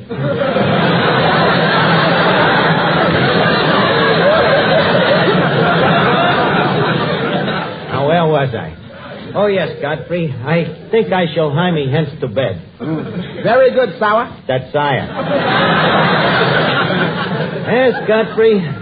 I've done a hard day's dirty work today. It'll feel good to crawl in between them nice, clean sheets of newspaper. Well, good night, my man Godfrey. Good night, sire. Don't forget to blow out the twig. Yes, sire. Not so hard, you fool. That twig's got to last us all day tomorrow. Sorry, sire. Now to close one eye and get some sleep. Yeah, got a big day tomorrow. Got to sprinkle banana peels on the front steps of the old lady's home.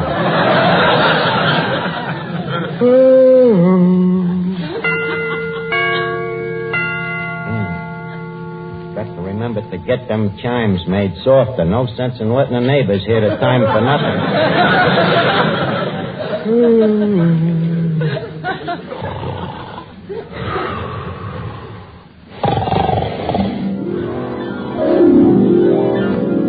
Ebenezer Scrooge. Ebenezer Scrooge, wake up. Who's calling me? Who are you? I am the spirit of Christmas. Bah, humbug. I have come to show you the suffering that your stinginess is causing. I'm going to take you to the house of the widow Scratcher.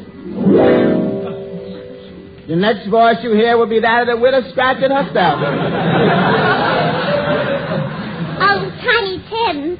Tiny Tim. Coming, Mother.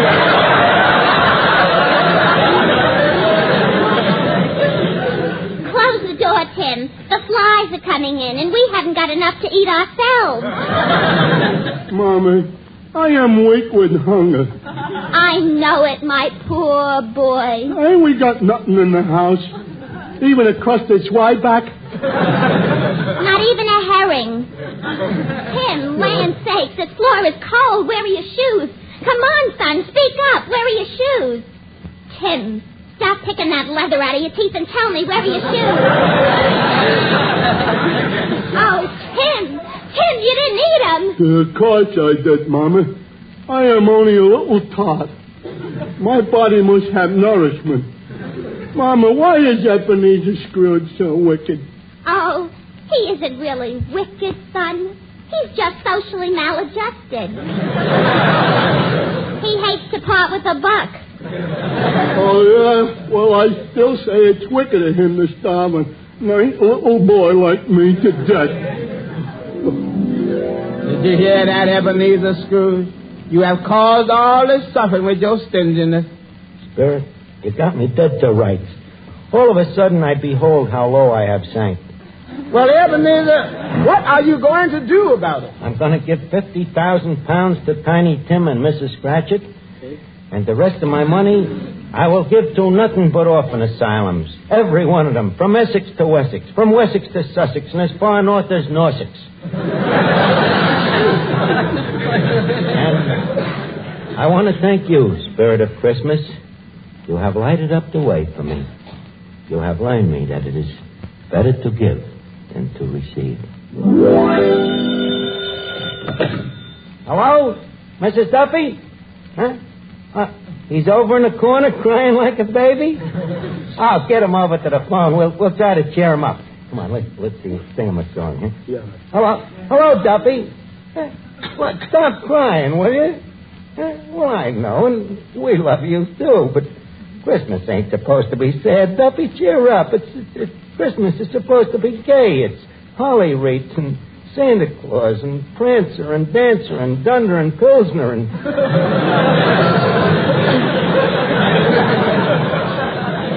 and Jingle Bells, Duffy. Jingle bells, jingle bells, jingle all the way. Oh, what fun it is to ride in one-horse open sleigh. Just a second. Hey, does that make you feel better, Duffy? Huh? What a softy. He's crying harder than ever.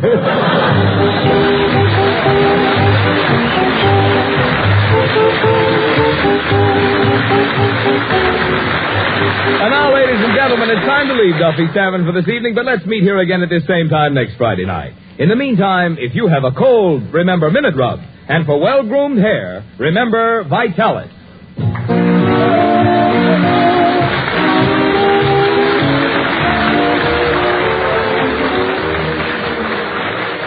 Did you know this? The Egyptians of long ago shaved themselves with seashells. Yes, and shell razors must have been mighty hard on a man's face. Of course, even today with the most modern razors, shaving can still be painful for men with tender faces. But now there's Ingram shaving cream. That rich Ingram lather helps condition your face for the razor. You enjoy cool, soothing shaves. You better try Ingram yourself. Remember, comfort means coolness. Coolness means Ingram. I-N-G-R-A-M. Ingram, the cooler shaving cream. The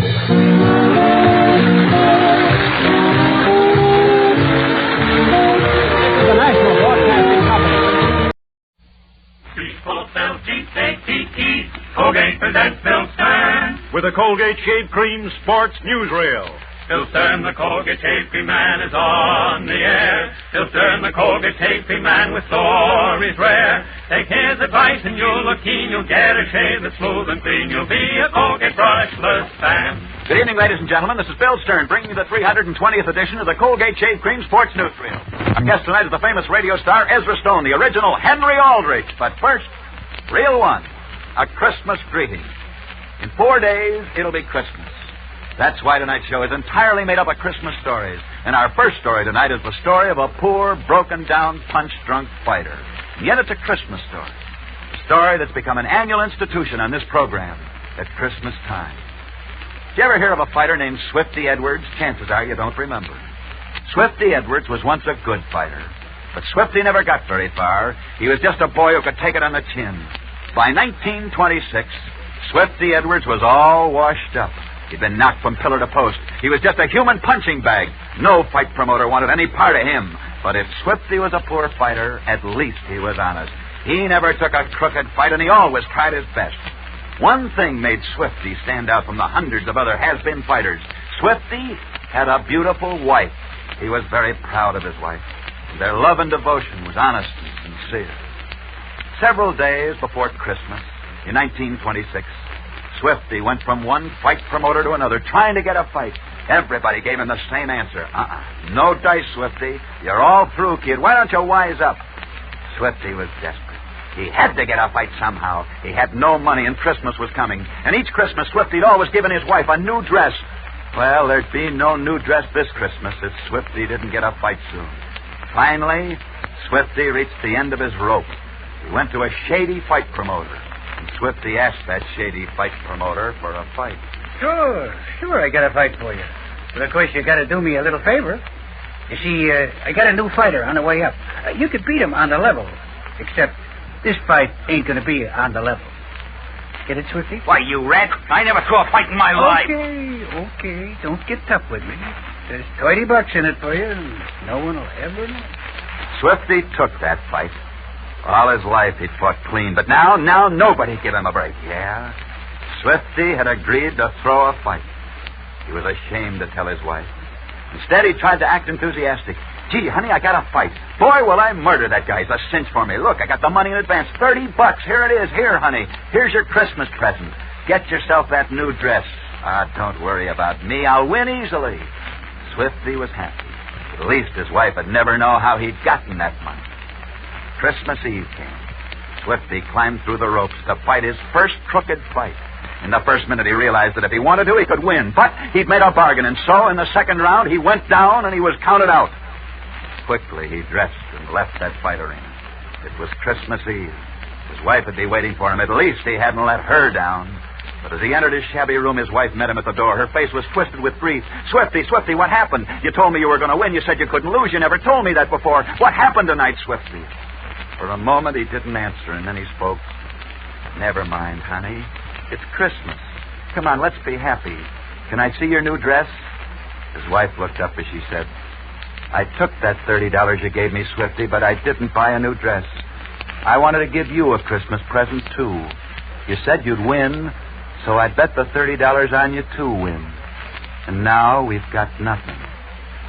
Yep. That's the story.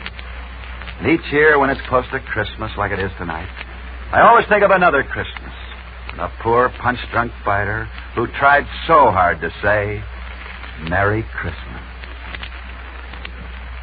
Reel 2. If he ever played hooky when he was a boy, then he did it to play hockey. For 40 years, he's been a leading figure in the ice world. He's the famous manager of the New York Rangers, Lester Patrick. Well, one time I asked Lester Patrick how he liked Colgate Brushless Shave Cream, and this is what he wrote me. Colgate Brushless is one no-brush cream that's got the number of my bristly beard and sensitive skin. It stays on the job, keeps my whiskers soft, lets me sail through to the finish without interference. Then, too, Colgate Brushless doesn't clog my razor, and it washes off presto. Signed, Lester Patrick. You hear that, my brother shavers? Well, all you need to get on Lester Patrick's shaving team is Colgate Brushless Shave Cream, the shave cream of champions. Yes, sir. And if you tell me your beard is tough and your skin is tender, I'll say swell. Colgate Brushless was made for you. Made to shave you close and clean without a snag or a pull and without after irritation. If after your first Colgate Brushless shave you don't agree, then just send the top of the carton to me. Bill Stern, care of Colgate, Jersey City, Zone 2, New Jersey, and I'll see that you get double your money back. Now get yourself a jumbo jar tonight. I recommend the big 9-ounce Colgate Brushless jar because it saves money and it lasts longer. Reel 3. Colgate camera close-up of Henry Aldrich. Probably no youngster's voice is better known to America's radio audience than is his. A great star, a great director. Here he is in person, Henry Aldrich. Good evening, Bill. Say, can I step out of character? Why, certainly, Henry. But if you're going to step out of character, I guess I'd better introduce you by your real name. Ladies and gentlemen, a very fine actor who impersonates Henry Aldrich on the radio, Ezra Stone. Thank you, Bill. But instead of being interviewed tonight, I'd like to tell a story. Please do. Well, my story begins back in 1912, when a certain American youngster was the best pistol shot in the United States. And because of this, he was selected to represent us in the Olympic Games that year in Europe. He was matched against the finest pistol shots from all over the world. The American boy came through the preliminaries with flying colors, until finally only he and a German marksman were left.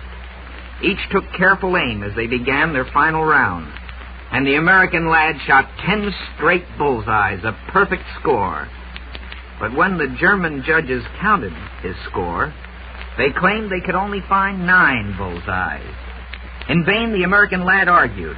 He knew the German judges were cheating in favor of one of their own countrymen, but there was nothing the American could do about it.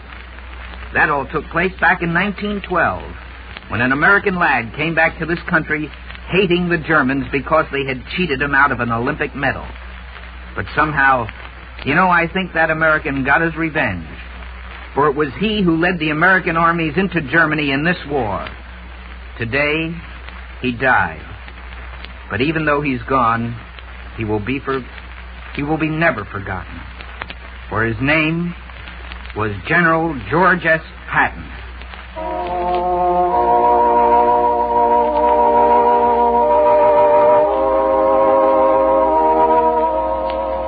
You're so right. General Patton was a great athlete. Much more important, a great American. Thank you so much. Good luck and good night. Ezra Stone, better known as Henry Aldrich. Reel 4. Let's continue this parade of Christmas stories tonight and call this The Legend of a Christmas Tree. Remember when you were a youngster how all Christmas stories began with once upon a time and ended with and they lived happily ever after? This is a Christmas legend. It begins in Washington, D.C. It's the story of a man, a boy, and a dog. And like all Christmas legends, it begins once upon a time. Once upon a time, out of the land of the Philippines, came a little dusky brown-skinned fighter, Felix Destrito by name. And the tale he wove with his 2 fists made history. And soon, he married a gay, laughing, lovely girl. One day, a son was born to them, and Felix's joy was complete. Each night, Felix would come home, smile at the baby, pull up an easy chair, and read the paper. But each night, too, Felix would say, Honey, turn the lights up brighter. Each night it became more of a command. The light, bring it closer. But one night, not even moving the light right beside Felix could hide the truth. The cruel poundings of his many fights were taking their toll. Felix Destrito was slowly going blind. The years passed.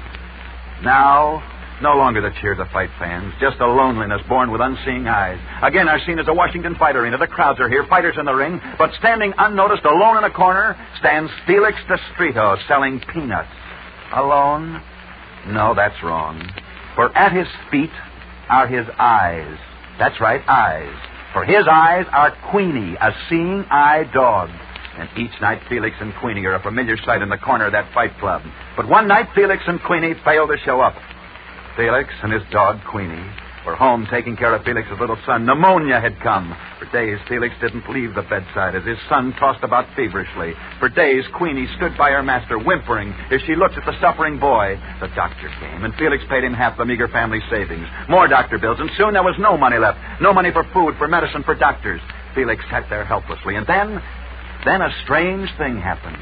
Queenie came over silently, pressed her cold nose into his outstretched hand.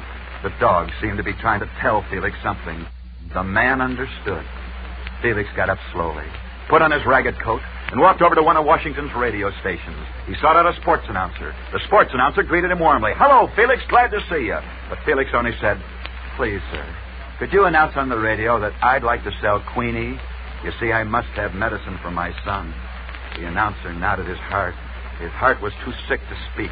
That night, the miracle happened. From every newspaper, from every radio station in Washington, out went the appeal, not for someone to buy Queenie, but for money to help a fighter who was willing to give up his eyes that his son might live. And then came the response from the so-called hard-boiled fight fans, from the writers, from everyone, everywhere. The story created a sensation. Irving Berlin, the famous songwriter, heard about it, and since it was just before Christmas, it inspired him to write a special Christmas song.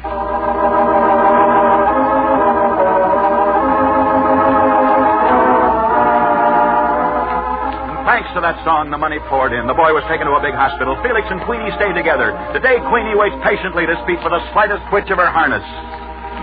That's the story.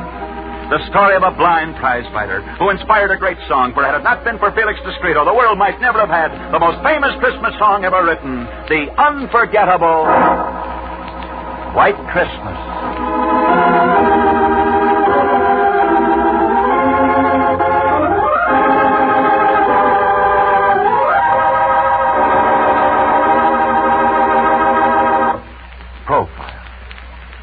Great song.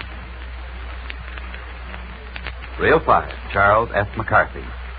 Men, when the holiday mistletoe is over your doorway, be sure you do your kissing with a smooth, smooth kisser. The preliminary is shave with Colgate Brushless, the shave cream of champions.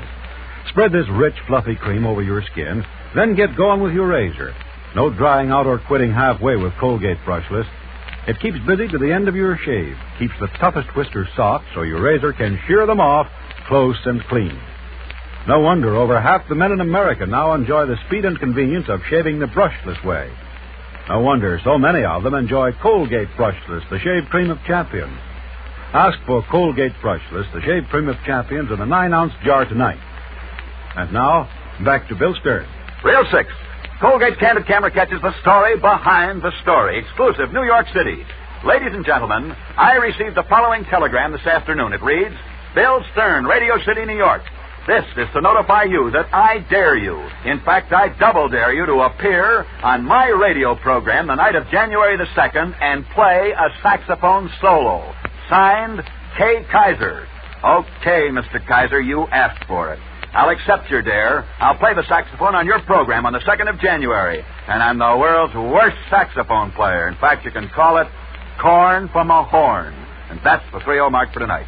Next Friday night, we'll be back same time, same stations, with another edition of the Colgate Shave Cream Sports Newsreel. We're moving the entire show to Hollywood, California, where our special guest in Hollywood next Friday evening will be the famous radio star Jack Benny.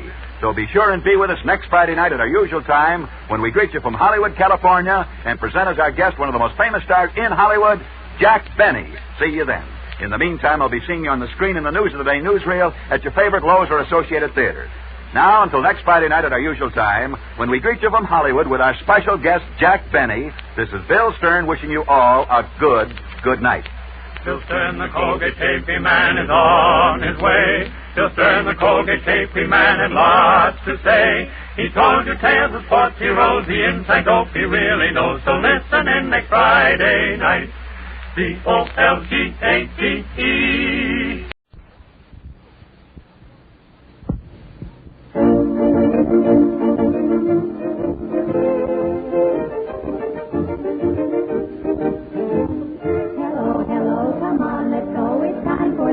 pretend. The gang's all here and standing near is Uncle Bill, your friend. The story is exciting from start right to the end. So everyone come join the fun. Come on and let's pretend. Yes, from New York City, it's radio's outstanding children's theater, Let's Pretend, created by Nyla Mack. And now, here's Uncle Bill Adams to get us started on today's story, The Night Before Christmas. Hello, pretenders. Well, you all ready with your sparklers and flags and firecrackers to celebrate the holiday that's coming? Oh, hey, I am a little mixed up at that. It's not 4th of July coming up, something else. What's its name now? Christmas, of course. And here on Let's Pretend, it's the night before Christmas. Let's all pile into a toboggan and get going. How about it, Gwen? Okay, Uncle Bill. Magical carpenters, a speedy red toboggan, please. 1, 2, 3. Oh, boy, pile on, everybody. Hang on tight and let's go.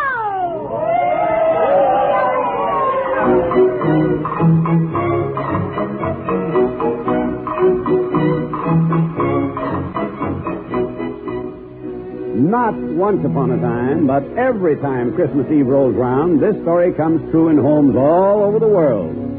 It begins as Mother tucks Sally Ann and Teddy into bed. There now, Sally Ann. You too, Teddy. Cuddle down and remember, the faster you go to sleep tonight, the faster morning will come. So both of you close your eyes now and dream about... Oh, let's see now. The spaceship I want Santa to bring. The doll with her own lipstick that I want. Well, all right. And see if you can't also dream about a spangly Christmas tree.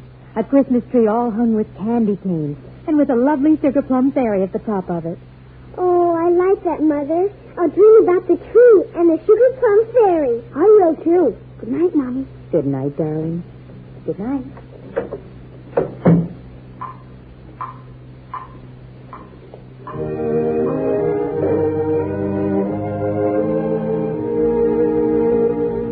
Children, are you dreaming? Dreaming? I guess we both must be. There's a sugar plum all green. It's a sugar plum fairy from the Christmas tree. Hello, Sally Ann. Hello, Teddy dear. Hello, sugar plum. Say, how can you be here? I brought you dreams of Christmas joy, here to the hearts of girls and boys, of sleds and dolls and candy sticks, and elephants with magic tricks, of china sets, electric trains, a baby carriage, handsome planes, a set of tools within a chest, that party dress that you like best. A pair of skis, a music box, a muffler matching brand new socks, a Boy Scout knife, a jumping rope, and a Mickey Mouse, all made of soap. A baseball bat, a football shoe, pajamas both in pink and blue. Oh, sugar plum, do dreams come true? On Christmas Eve, indeed they do. So dream on, children, while you may. Tomorrow is your Christmas day. Sleep tight, thank God that you are free to laugh and play, make your Christmas free. And now, Sally Ann and Teddy are fast asleep. But downstairs, behind a bench in the hall, there's something stirring. Mildred Mouse, come back here this minute. Mother Mouse, Willie and I want to see the children's stockings. Well, why do they hang them up like that? And on the mantel, too. It isn't wash day. I'll scramble up and see, Billy. You will not, Mildred. Not a creature should stir tonight. And if you do, you'll get a spanking. Just as sure as my name is Mrs. Cordelia Mouse. But why do we have to be so quiet? Everybody's asleep. Well, it so happens that tonight is a very special night, children. How? What makes it special? We're now, since that's a question that deserves a very special answer, just this once I'll let you stir. Billy, you can go ask Hickory Dickory Dock. The clock? Huh. Why should a mouse ask a clock anything? Mildred, I am surprised. Don't you ever look at your books in mouse school? What's the first thing you learn to read? Hickory Dickory Dock. The mouse ran up the clock. Yeah, that's right, of course. And why would he run up the clock if not to ask him something? So go on, Billy. Ask the clock what night this is and why we must all keep quiet. All right, here I go. Oh, now I can see his face. Hello, Mr. Hickory Dickory. Can you please tell us two mouse children what night tonight is and why we must be so quiet? 'Twas the night before Christmas, and all through the house not a creature was stirring, not even a mouse. Not even a mouse? Hey, you hear that, Mildred? Yes. Now ask him about the stockings, Billy. Why are the stockings hanging up, Hickory Dickory? The stockings were hung by the chimney with care, in hopes that St. Nicholas soon would be there. All right, Billy, that's enough. Come down now. Oh, yes, gosh. The clock strikes 1 and down I run. So, now you know what night tonight is. The night before Christmas. But what's Christmas, Mother Mouse? And who's St. Nicholas who's coming to get the stockings? He isn't coming to get them. He's coming to fill them with toys. Oh. You see, Christmas is a wonderful holiday humans have when St. Nicholas, or Santa Claus as the children call him, goes to every house in the world, leaving toys and gifts for good girls and boys.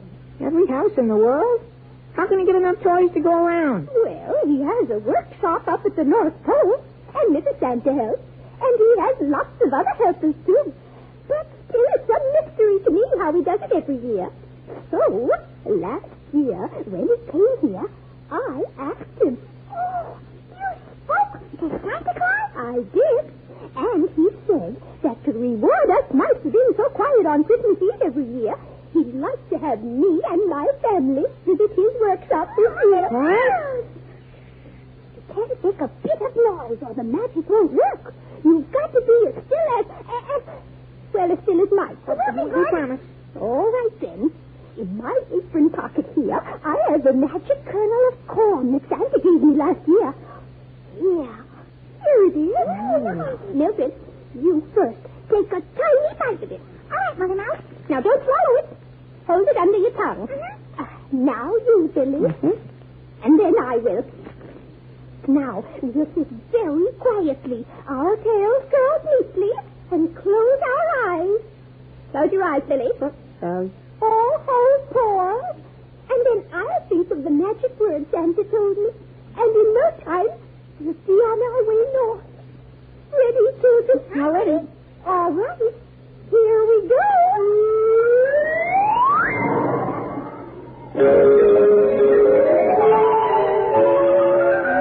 My goodness, we must be 1,000,000 miles in the air.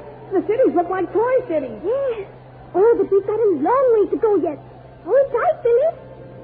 Oh, look. Snow. Everything's covered with snow. We must be getting near the North Pole now, where everything's always covered with snow. Mother, look, all those wonderful colored lights down below. Oh, yes, there's lights on trees. A whole forest of trees. All lighted up. Just like fairyland. Oh, my whiskers, it's a Christmas tree forest. It must be. But careful now. We're almost there. Keep tight hold on my paws as we go down. And remember, not a sound when we get there. All right, Mother.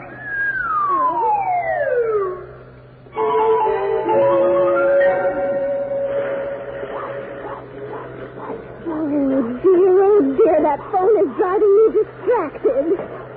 Hello, Santa Claus's workshop. Mrs. Santa speaking. What was that? You're Johnny Smith, and you want Santa to bring you caraway pills? What? Oh, a pair of pills. Well, that does sound a little more... Yes, I'll tell him, Johnny. Oh, it's Donnie? Oh, all right, Donnie. It's just so very noisy here, but I do have it. Caraway pills. No, I mean a pair of pills. Good night, Donnie. Or was it Johnny? Oh, that noise. Bangle! Yes, Mrs. Santa? How is that the door to the workshop is always being left open. Don't you close it, please? Yes, of course. Oh, dear. Maybe I can finish that dress for Sally Ann's dolls back to the sewing machine. Oh, Mr. Santa told me to ask you. How did everything get so piled up for the last minute? Will the dolls be ready to start on time? Oh, I know we didn't start in time. Each year I tell myself we'll start the day after Christmas. But then we don't. No, Mrs. Santa. I didn't say that. Oh. Santa wants to start packing the sleigh within the hour. With tin and flour? Oh, what can he be thinking of? Of course, I remember when children thought it was a joke if Santa filled their parents' stocking with coal and flour, but that's been No, years. Mr. Santa, within the hour. Santa wants to pack the sleigh. Oh, to be sure, we'd better pack right away if he wants to get all the children who are expecting him. He wonders if the dolls are ready. Oh, the dolls! Oh, ready, of course they're ready. There's just this dress for Sally Ann's doll, and there. Now it's finished. Where is she? Oh, my goodness, there she is. But what is she doing? She's washing her hair. She is. Oh, in the water where Santa moored the toy fleece. Oh, quick, Spangles, run and get her. And the towel. Yes, Mrs. Santa. Oh, no, not again. Out of that water, doll child. Oh, good heavens, where is Santa? Why doesn't he answer the phone for a while? Santa! Santa! Oh! What's the matter, Mrs. Santa? I've got our glass girl. She's not very wet. Oh, go away. Oh, Spangles, look, on the windowsill. Oh, go away. What's wrong? What's happened? Oh, Santa. Oh, thank heaven. Oh, look right there on the windowsill. It's three little mice. Yes, mice. Oh, dear, we never meant to disturb anyone. Oh, my goodness. Answer that phone, Spangler. Yes, shoot them away, Santa. Shoot them away at once, or I won't be able to do another thing tonight, and Christmas Eve will be ruined. Now, my dear, please be calm, be calm. Don't they know? Don't they know that no mouse is supposed to stir on Christmas Eve? How did they get here? My dear, I invited them. It's not that I don't like mice. It's just that... You invited them? Yes, I invited them. For centuries, mice have been still as can be on Christmas Eve. And I decided it was about time a few mice at least knew why. So this is Mrs. Cordelia Mouse, my dear. Oh. And her two children, Mildred and Billy. Is that right, Mrs. Mouse? Oh, yes, it is. And I can tell you, Mr. Santa Claus, how sorry we are Mrs. Claus is frightened. Oh, my goodness. I'm the one who's sorry, Mrs. Mouse. Santa is right. It's time that you visited us. And, oh, dear, will you forgive me for screaming? It's just because... Well, everything is such a rush, my nerves. We do understand, Mrs. Santa. Look, going out the door. Good heavens, it's the clown marionette. Oh, my gracious, walking off as big as life. What's that he's getting into? Why, he's getting into the toy spaceship. Teddy's spaceship. Hey, hold on there. No, hold on. Oh, thank heavens you got him before he took off. Yes, but I must say this clown is a caution, Mother. Well, you give him to me now, and I'll hold on to his coattail until you're ready to pack him in your bag, which had better be pretty soon, Santa. Yes, I know. I'll start packing as soon as I check the reindeer. Say, Mrs. Mouse. Yes. Would you and your children like to come along? If it wouldn't be too much trouble. Oh, take them, Santa. I do feel so sorry about the way I behaved. All right, here we go. Into my pocket with all three of you. Keep your heads up and you can see out. Are we all ready? Oh, we're fine, Santa Claus. Tables right over this way, friends.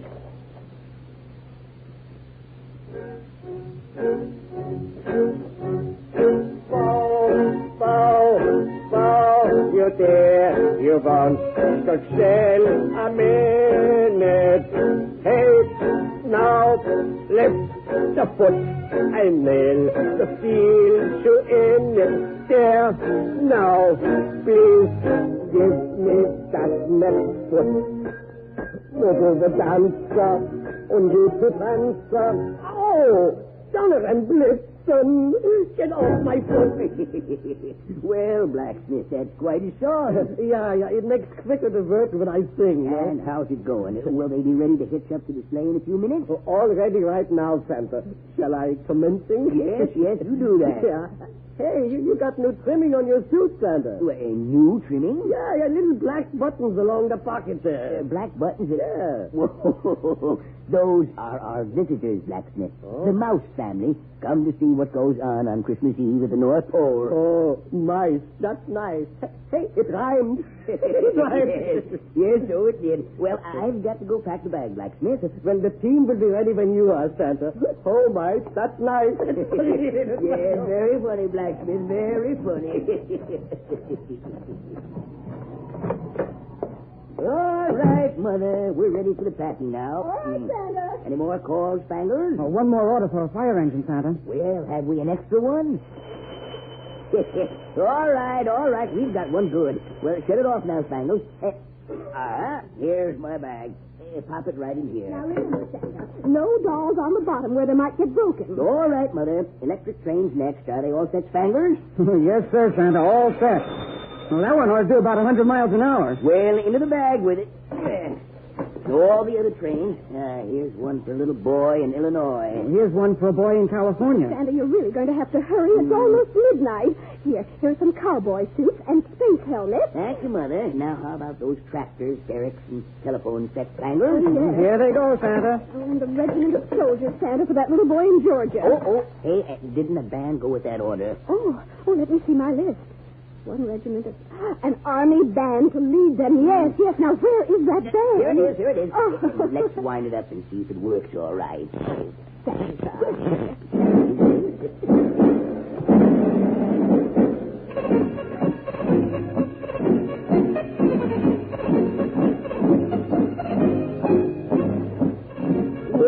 Yes, it works perfectly. Oh, you'll just love it, Santa. Pick it up and put it in your bag, Spangles. Oh, about time for the dolls now, Mother. Baby dolls all have their bonnets on. Do you think I'd send out a baby doll without a bonnet in this weather, Santa? My goodness. Put them in gently, Spangles. Now, where is Sally Ann's cosmetic doll? Oh, my stars. Is she on the loose again? I declare they're making dolls too darn human these days. Santa, look. Now she's in a spaceship over there. Oh, dear. Hold on there. Hold on. My stars. That spaceship has them all fastened. But here we are. I've got you. And now it's for you, Miss Glamour Girl. Into the bag with you. Here, let's put the spaceship way on the other side and pack it in tight. Yes, indeed. Be a fine thing if Teddy's spaceship wound up on the moon tomorrow morning. Well, are we all set now? I'll go see if the reindeer are ready. Yes, ready and waiting. Time to take off. Here, now, let me help you into your fur coat, Santa. Watch out for our mice family in my pocket, Mother. Oh. They're going to get quite a ride home. I'm watching. You stop laughing. I can't button your coat over your little round belly. Why, you shake when you laugh like a bowl full of jelly. All right, Mother. Are we all set now? Mm-hmm. Then, bag over my shoulder. And off I go. See you tomorrow sometime.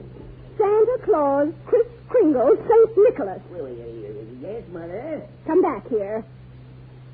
Put on your galoshes. Oh, my goodness. I declare, you're so anxious to get to those children, you don't take a little care of yourself. Wait. Now, you be careful when you slide down those chimneys, especially around New York City. All right, Mother, all right. Bye.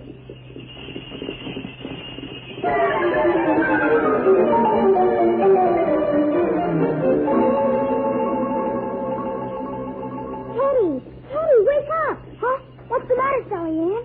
Listen, out in the lawn there's a terrible clatter. Spring out of your bed and see what's the matter. Run through the window quick as a flash. Throw open the shutters and throw up the stars. Sally Ann, look, oh Sally, look. It's a miniature sleigh and 8 tiny reindeer. And a little old driver so lively and quick. I know, Sally Ann, it's our own dear Saint Nick. Now, Dasher, now, Dancer, now, Prancer and Vixen, on Comet, on Cupid, on Dunder and Blitzen, to the top of the floor, to the top of the wall. Now, dash away, all. He's got us right up to the roof. Sally Ann, quick, or he's coming down the chimney, down the stairs, come on. And here he is. He's all dressed in fur from his head to his foot. And his clothes are all tarnished from ashes and soot. A bundle of toys he's got on his back. Looks like a peddler opening his pack. His eyes, how they twinkle. His dimples, how merry. His cheeks are like roses, his nose like a cherry. What a droll little mouth drawn up like a bow. And the beard on his chin is as white as the snow. He's so chubby and plump, a jolly old elf. I laugh just to watch him. Spite of myself. He speaks not a word, but goes right to his work. He filled all the stockings. Now he turns with a jerk. Hey, what's jumping out of his pocket? Why, it looks like 3 little mice. Oh, it's Happy. Now he's laying his fingers tight at his nose. Goodbye, Santa Claus. Up the chimney he goes. He sprints to his sleigh. To his game gives a whistle. And away they all go like a down of a thistle. Santa, say something before you go out of sight. Happy Christmas to all, and to all a good night.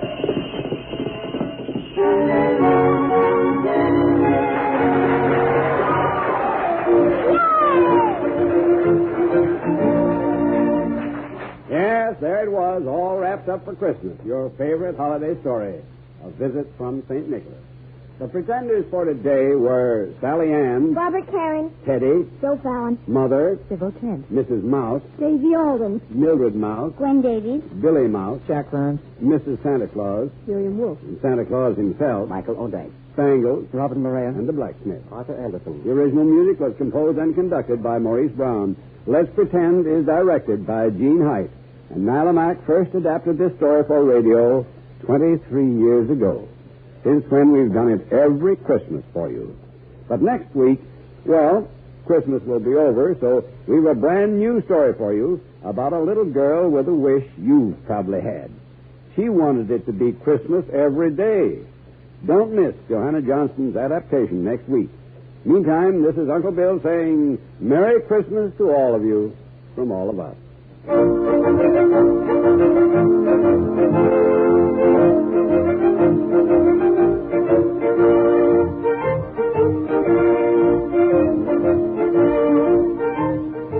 And now here's Jim Campbell again. Yes, pretenders, all of you who love to laugh at the adventures of that very special high school teacher, our Miss Brooks, are hereby alerted to the fact that her show, heard tomorrow over most of these same CBS radio stations, is likely to be especially funny. Our Miss Brooks has hopes of celebrating Christmas without going broke. So don't miss our Miss Brooks tomorrow. And there's comedy with My Little Margie Sunday night on the CBS Radio Network.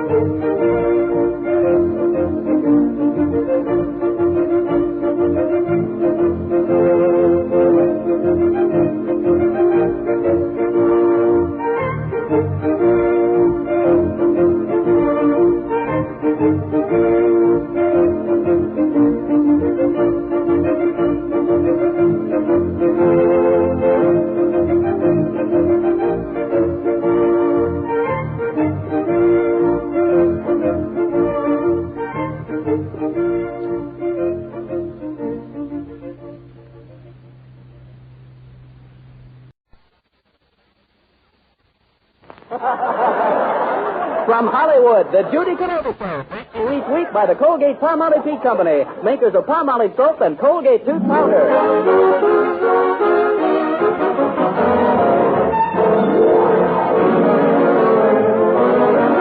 Palmolive soap, your beauty hope, and Colgate tooth powder for a breath that's sweet present the Judy Canova Show with Mel Blanc, Ruby Dandridge, Joe Kearns, Verna Felton, George Neese, the sportsman, Opie Cates and his orchestra, and starring Judy Canova.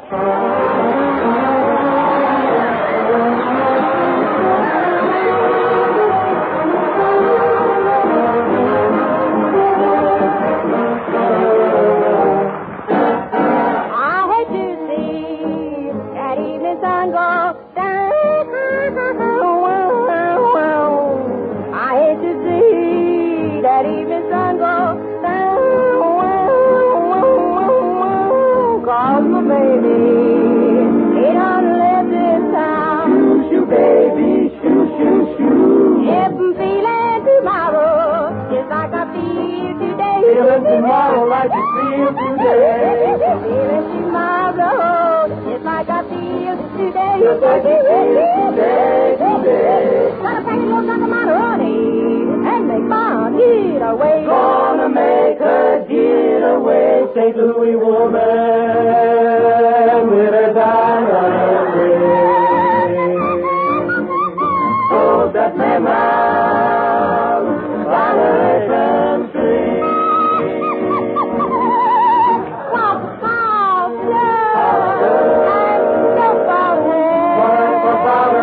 Store-bought hair. That old man of mine. That old man, he wouldn't go nowhere. Nowhere.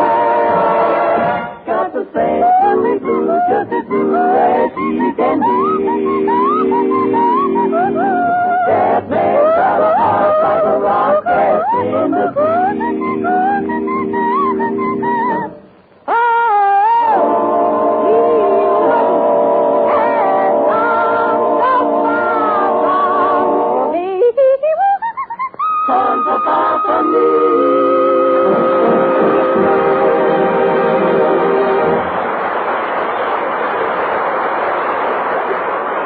Well, Judy has returned to Hollywood from her New York trip, and she and Aunt Agatha have been arranging an old-fashioned Christmas party for some of their exclusive Brentwood society friends. Well, Judy, since you went away to New York, a lot of water has gone under the bridge. Yep, and from the looks of the weather today, lots of bridges will be going under the water. Judy, dear, I'm concerned. It's getting late, and not one of our guests has arrived. Well, maybe they thought we wasn't swell enough for 'em, Aunt Aggie. Do you suppose my bad Eddie Cutie scared them folks away? It's possible, Judy. After all, at the Dubrock's party, you did eat your clam chowder through a veil. Can I help it? I like the soup part, but I wanted to strain out the clams. I got to get me a finer veil. 3 of the little ones slipped through the dragnet. Yes, and at Mrs. Delbridge's Chinese dinner, you made an awful spectacle of yourself using those chopsticks. Well, I'll tell you, I didn't know what them chopsticks was for, and when the spaghetti came along, I knitted myself 3 pairs of socks. And the pity of it all, I ain't never worn none of them yet. The pity of it all. It's a plumb waste. Judy, what a pity. But it's a pity. Yes, dear, but I can't understand why the guests aren't arriving for our old-fashioned Christmas party. Mrs. Frost? Yes? Miss Canova? Uh-huh. I am Mrs. Van der Peister's butler. She expresses deep regret that she is unable to attend your old-fashioned party. One more would be too much. One more party? No, one more old-fashioned. Aye, he sounds very British. I wonder where she got him. Lynn-Lee. Well, anyway, even if Mrs. Van der Peister doesn't come, I'm still counting on Mrs. Ambrose, Mrs. Dubrock, and Miss Otis. Mrs. Frost? Yes? Miss Otis regrets. Oh, Judy, listen. The Christmas carolers. Let's open the window so we can hear them better. It's so beautiful. Frankie's store, Johnny's store, bargains by the batch. Today we'll have our fire sale if we can find a match.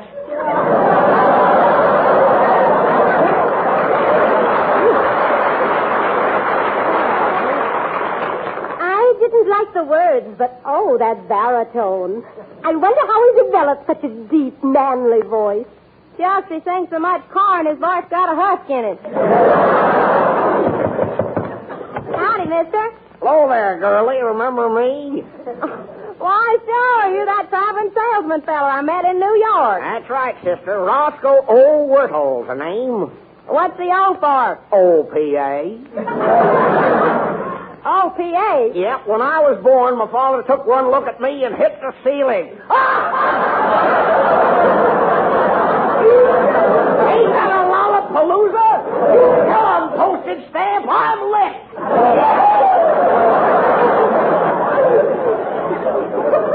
Hey.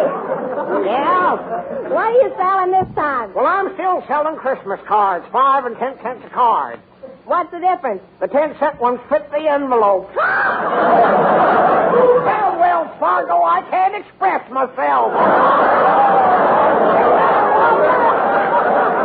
Yeah, I guess it is. Have you sold any cards yet, mister? Yes, sirree. See, I sold some to the head keeper of the zoo. You know, they're having trouble up at the zoo. All the elephants are on a strike. Why are the elephants on strike? They're tired of working for peanuts.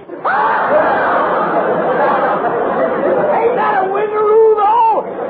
Hey, you know, that's my father's favorite joke. You know, my father started life as a barefoot boy.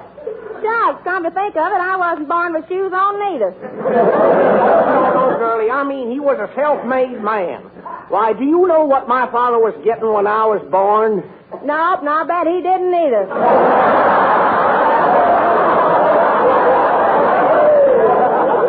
That really was a killer, sis. And now, don't be too hard on me, girl. Remember what the little kitten said as she was watching the tennis matches.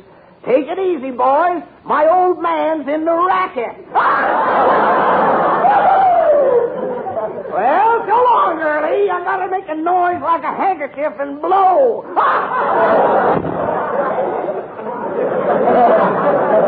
That fella must have been scared by the smiling Irishman.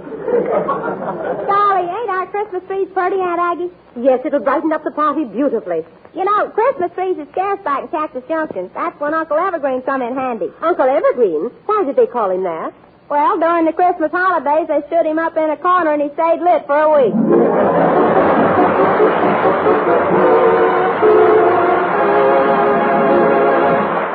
Ladies and gentlemen, this program is presented in cooperation with the Drug, Cosmetic, and Allied Industries by the Colgate-Palmolive Peak Company, makers of Colgate tooth powder and Palmolive soap, on behalf of the Veterans Information Program. To thousands of families this year, the happiest Christmas gift of all will be the return of their fighting men. Here is one veteran on his way who is thinking out loud. Gosh, I can't believe it. I'm going to be home for Christmas. Home. I've been away 3 years. I feel kind of funny now that I'm so close. Me with a bum arm. I wrote Mary I don't want any fussing. She'll understand. I only hope she keeps that Gabby Dame's sister of hers out of the way. I can just hear her. Oh, Bill, you poor fellow. I want to hear all about how you were wounded. Maybe a few guys want to talk about it. I, for one, want to forget. Forget there ever was a war. All I want is to get back home and take up where I left off. I've got a lot of living to catch up with. And, brother, I don't want any interference. Friends, this returning veteran is one of many thousands. He's one of us, one of the great family of Americans coming home to live and work. When you meet him, be natural. Remember, he wants to take up where he left off. So welcome him as a man, a husband, a friend, a brother, a responsible citizen.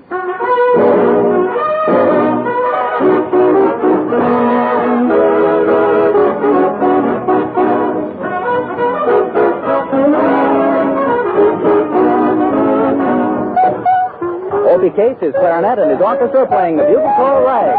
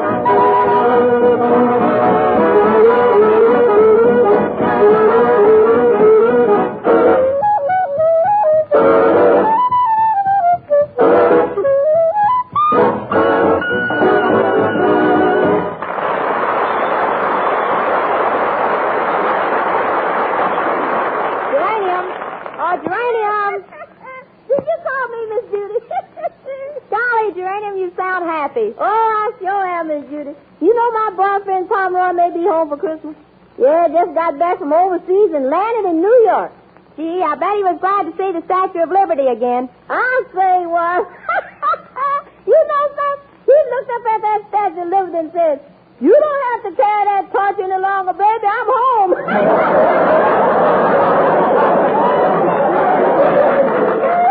I bet he'll bring you a nice Christmas present, Uranium. Well, I tell you, Miss Judy had a lot of presents from me, but I think they got sidetracked by some railroad man. Yeah, what makes you think so? Well, Palmer's telegram said no Christmas present this year. Blame it on little Joe and a pair of boxcars.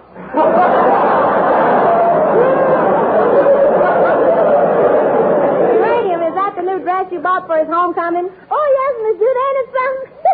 Yeah, the sales lady said I looked like I was poured into this dress. Yeah, you look like you poured into it, all right, only you forgot to say when. Or at least, whoa, you could have said whoa. Oh, yeah. You know, you ain't exactly skin and bones, Uranium. To look at you, nobody'd ever know there's 239 bones in the human body. 239 bones? How'd they find that out? Well, they probably took Frank Sinatra and counted them out in the open. Oh. Hello, Aunt Ag. Judy, do you know if your Uncle R.T.'s taking a bath? He said he was, Aunt Aggie. Why? Well, I just passed the bathroom door. The faucets were turned on, and I heard snoring. I'm afraid Uncle R.T. has fallen asleep in the bathtub with the water running. Well, don't worry. He always sleeps with his mouth open. Aunt Aggie, do you think our Christmas party will be a success? I hope so. Of course, it won't be the sort of Christmas you're used to in Cactus Junction. Oh, yeah, I know that, Aunt Aggie. Nothing could compare to Cactus Junction, you know. Really? Well, what was so different about Christmas at Cactus Junction? Well, for one thing, my Uncle George always bought over a gallon of MMSDS. Gracious. What is MMSDS? Missouri Mule Slow Death Special. It's mixed in 4 parts. 1 part corn, 1 part vodka, and 1 part gin. That's only 3 parts. What about the 4th part? Oh, that's the part that goes numb when you drink it. Out the presents. But you know, giving out the presents was the most fun. I'll never forget the look in Granny's eyes the year I gave her that chandelier to wear around her neck. Chandelier, Susan? You mean lavalier? No, I mean chandelier. Grandma liked to read in bed. Well, I was just thinking, She Judy. did. Judy, dear, wouldn't it be nice if we could carry out the Christmas theme tonight and have one of Santa Claus reindeer on the lawn? Oh, no, Aunt Aggie. No? Pa tried that once when he played Santa Claus, and when he bent over to pick up his pack, the reindeer butted him. It did? Yep, and Pa had antlers in his tantlers. Say, Aunt Aggie, are we going to have mistletoe tonight? Well, yes. But I'm afraid that kissing under the mistletoe isn't what it used to be. Where are the old-fashioned girls who used to faint when a man kissed them? Shucks, where's the old-fashioned men who used to make a girl faint? Well, what about the men in New York, Judy? Didn't you like Ronald Belmont? Yeah, but he was sort of kind of conceited. Well, do you prefer conceited men or the other kind? What other kind? Well, I'll tell you, Ronald was okay, but he was a fox. A fox? Yeah, that's a wolf that brings flowers. Well, Judy, someday you'll find the right man. You know, every girl has natural endowment. Look at Betty Grable. What did she do with what she had? I ask you, what did she do with it? I don't know, but if you find it, can I have some? Pardon me for talking in your face, Senorita. Oh, hello, Pedro. Say, you look awful. Where have you been? Well, Senorita, me and Gonzales spent Saturday and Sunday in Azusa looking for the lost weekend. But, Pedro, why were you in Azusa? Well, Senorita, that is the first place a weekend would go to lose its hair. Pedro, you really look terrible. You need a shave. Well, it's this Pacific Coast time. It gets me all mixed up. It does? See, I get 5 o'clock shadow 3 hours early.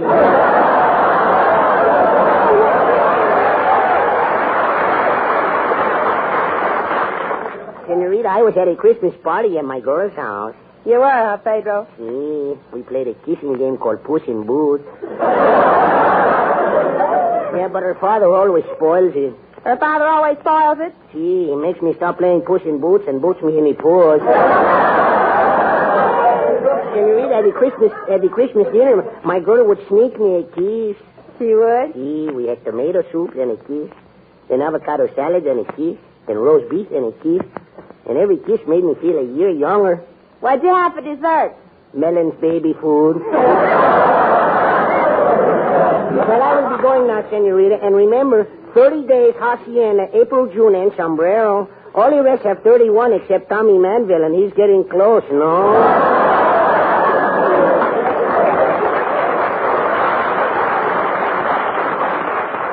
Well, hasta luego, Senorita. Now, in Las Vegas yourself, Pedro.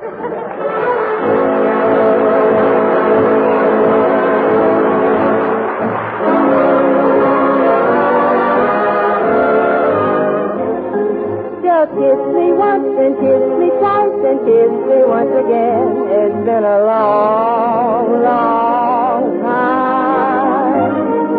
Haven't felt like this, my dear, just can't remember when. It's been a long, long time. You'll never know how many dreams I dreamed about you, or just how empty they all seem without you. So kiss me once and kiss me twice and kiss me once again. It's been a long, long time. Kiss me once and kiss me twice and kiss me once again. It's been a long, long time. Haven't felt like this, my dear, you can't remember when. It's been a long, long time. You'll never know how many dreams I dreamed about you, or just how empty they all seemed without you. So kiss me once and kiss me twice and kiss me once again. It's been a long, long time. Just kiss me once and kiss me twice and kiss me once again. It's been a long, long time. Haven't felt like this, my dear, just can't remember when. It's been a long, long time. You'll never know how many dreams I dreamed about you, or just how empty they all seem without you. So kiss me once and kiss me twice and kiss me once again. It's been a long, long, long time.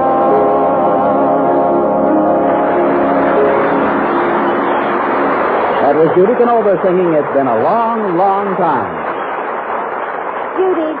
Judy, dear, it seems as if everything is going wrong. Yeah, Aggie, even my surprise didn't work out. What surprise? Well, I had it all arranged to have my Uncle R.T. dress up like Santa Claus and come down the chimney, and I ain't heard from him for 2 hours. Help, Dad-nabbit, help. I'm stuck in the chimney. Gosh, Dad, Aggie, that's Uncle R.T. He's been reclassified 1-8. What do you mean? He's called in the draft. How we get him out? Help, help. Come on, Judy, we'll pull together. Let's concentrate on one big jerk. What's your language there, sister? All right, Aunt Aggie, here we go.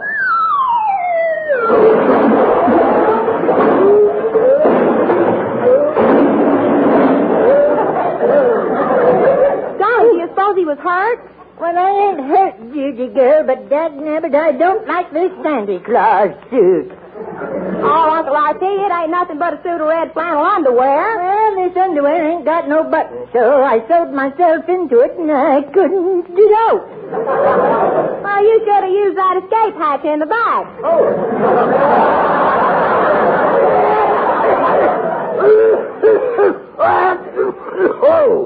Oh, by duty, Daddy, I must have caught a chill. Guess I better take a nip of my cough medicine. Oh, I just happen to have it right here with me, too.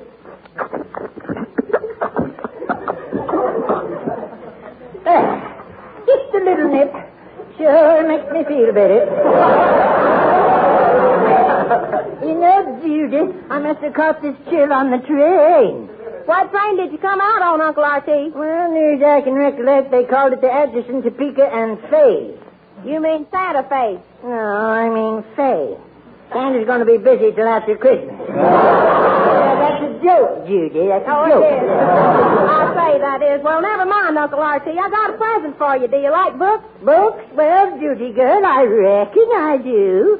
Do you like little women? Yes, but I like big ones even better. Okay, look, Judy Pooty, I got a present for you, too. What is it, Uncle R.T.? Oh, here. It's one of them newfangled dresses that ain't got no straps and no back. It's so light and flimsy, you could go out in it and never know you had it on. Oh, it looks beautiful, Judy. It's like a poem. Looks more like a short story to me. Oh, but it's lovely on you. Why don't you take the hanger out? Hanger? Just them's my shoulder blades. Yeah, but I ought to look all right in this dress if Santa Claus brings me that pre-war girdle I want. Judy, I'm lucky. I have a girdle that was made before the war. I know, Aunt Aggie, but which war? Dolly, you know something? That pre-war girdle is the one thing I want most for Christmas. Say, Miss Judy. Your boyfriend, Mr. Box, was in the living room, and he's got a present for you. Oh, boy. I'll go right in and see him. Geranium, did you happen to see what Mr. Boxford got for Judy? Oh, no, ma'am. It's all wrapped up, but he told me he's given her what she wanted most. A big red sled. A sled? Where did he get that idea? Well, he started it on a Christmas list. She wrote a pre-war glider. Pre-war glider? Yes. Goodness, Judy, spelling again. She meant a pre-war girdle. Oh, well, all I know, ma'am, is that he didn't buy no girdle. He bought her a sled. Oh, dear. This may be very embarrassing. I think we'd better go to the kitchen. Yes, ma'am. Oh, Brinsky, I'm so excited. Geranium says you got a present for me. Yes, Judy, I'm going to make you a happy girl. You are, Brinsky? Yes, I saw that item on your Christmas list. I got you one. Oh, gee, Willikers, I'm embarrassed. I didn't expect you to get me one of them. Well, I'll admit I was almost tempted to keep it myself. I could use it around Bear Mountain.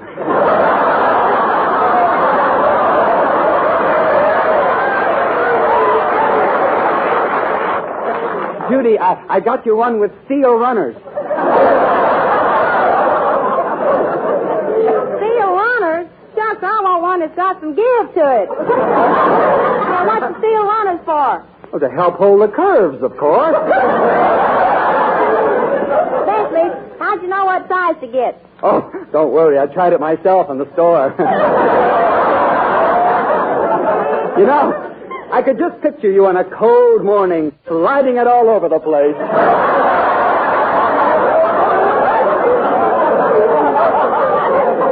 Just, Bentley, I only want it for around the house.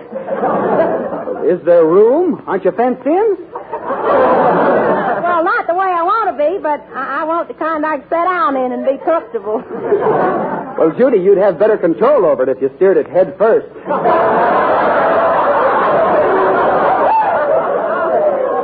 Don't worry, I can squirm into it from any position. Well, this one is a special job. There's room for 4.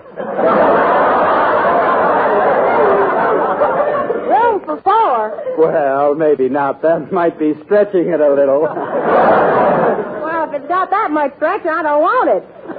Bentley, please don't think I'm fussy, but I know what I want. Women just don't like the kind that creep. Oh, well, Judy, this one is streamlined. And if you want some real fun, just try hitching it on behind a milk truck. Bentley, I've heard enough. No man can talk like that to me. Goodbye. Judy, why did you send Benchley home? Why, Aunt Aggie, he insulted me. Yeah, he told me to hitch it on behind the milk truck, and I don't even get dressed with the shades up.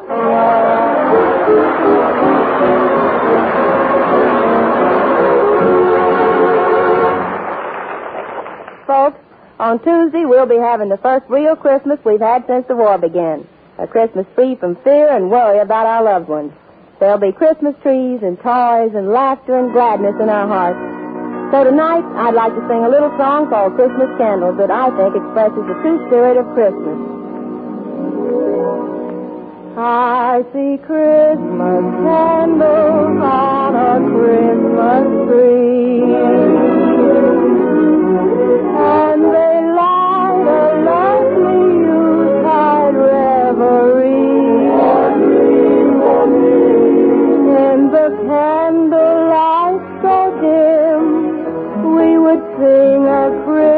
Christmas hymn as the church bells played a holy melody. At the dinner table, everyone in place. Then I see a star head just at the the sweet things I remember when each year in December I see Christmas candles on a Christmas tree.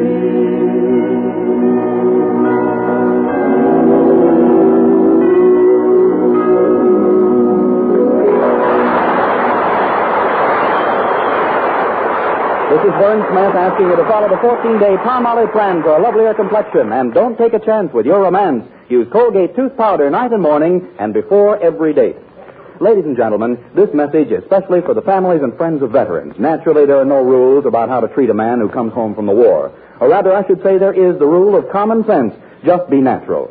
This message was presented in cooperation with the drug, cosmetic, and allied industries of the Colgate-Palmolive Teen Company, makers of Colgate tooth powder and Palmolive soap, on behalf of the Veterans Information Program. Now, here's Judy. We're a little late, folks. Merry Christmas, everybody. This is the National Broadcasting Company.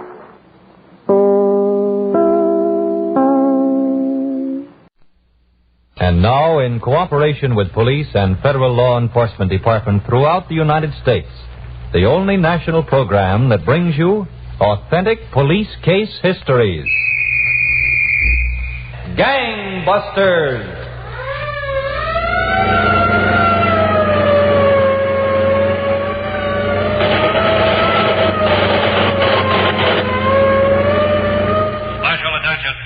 Saturday, December 22nd, 1945, a crime wave of the most serious proportions is spreading throughout the United States. A serious crime is being committed every 40 seconds and a murder every 3 hours. And so we present Louis J. Valentine, former commissioner of the largest police force in the world, who will interview by proxy the Honorable Fred N. Hauser, District Attorney of Los Angeles County, California. Commissioner Valentine. Mr. Hauser, I know that tonight's case is about one of the cruelest killers of the last decade. Commissioner Valentine, the facts of tonight's case are almost unbelievable. During January of last year, such police flashes as the following were cracking out over the California airwaves. Attention, Al Simeone, most dangerous gunman at large today. Epidemic of vicious holdups along California coast. Simeone cutting under penitentiary. Simeone, burglary, December 4th, 1930. Rearrested, sent to San Quentin, 1933. Assault with deadly weapon. Attempt to commit murder, 1933. Killer, age 32, 6 feet, 150 pounds. Slender build, dark complexion, piercing eyes. This man is fanatically cunning. Approach with caution.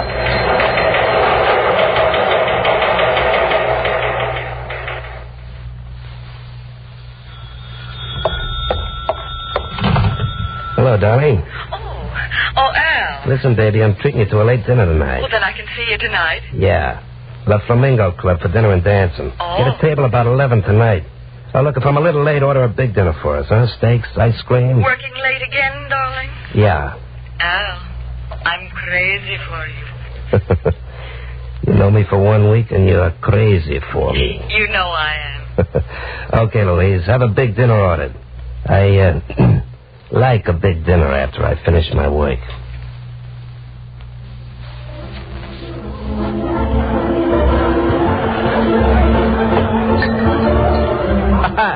Hey, this is a nice place you got here. Well, we like all people to be happy and gay in Ash's Cafe.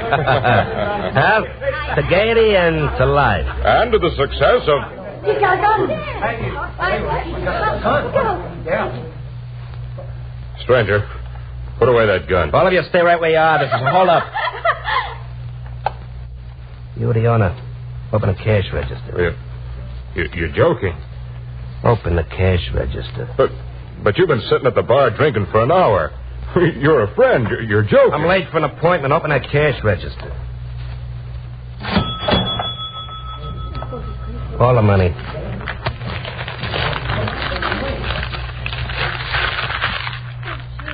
This is all of it. Turn your back and close the register. Why should I close it? Turn your back and close the register. If anyone moves, I'll kill them, too. I'm late for a dinner appointment. So long, folks. Okay, somebody get down. Murder! Emergency. Killing at Ash's Bar. Wanton murder of proprietor. Killer slight of build. Black hair. Dressed as fashion plate. Has nervous habit of clearing throat. Description fits that of lone gunman Simeone. This killer is fiendishly cunning. Sound a general alarm. This man must be taken dead or alive. Oh, darling, I've ordered the most wonderful dinner for us. La Flamingo's best.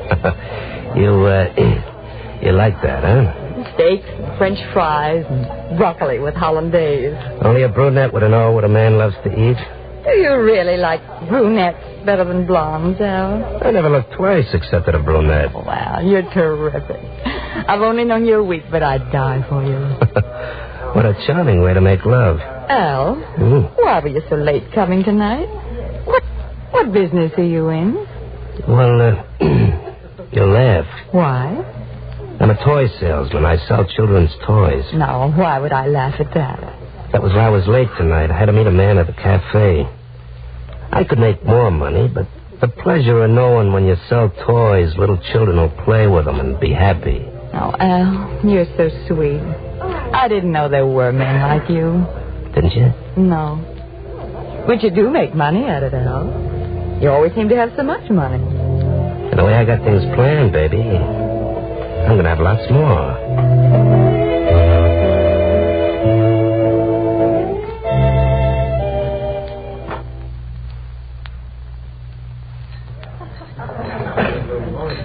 This is a holdup. Quiet. It's the Blackie does it. You've all been hearing of police flashes recently. You know I shoot quick if anyone moves. Well, that's strange. A woman tending bar. I am Mrs. Ortega. My husband owns this tavern. I only do it sometimes to help him. Your husband here tonight? Yes, in the back room. This Ortega was a veteran of World War I. We have a son who's fighting in the Pacific now. That's nice. Somebody turn the radio on. I like to have music. Thanks. That's the idea. Now, Mrs. Ortega, open a cash register. I will not do it. My husband and I work hard for our money. The music sounds pretty. Now let's have the music at a cash register opening. No. Oh, shoot. You will shoot the mother of a boy who's fighting for your country. He will hear you not dare talk to me like this. But he isn't here. Don't you dare talk to my wife. No. I stand in front of her. Oh, dramatics, huh? Oh, you're the one I wanted anyhow.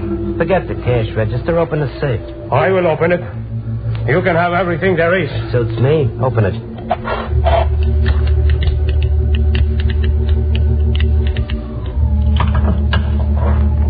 There. Take it. Scoop it up and give it to me.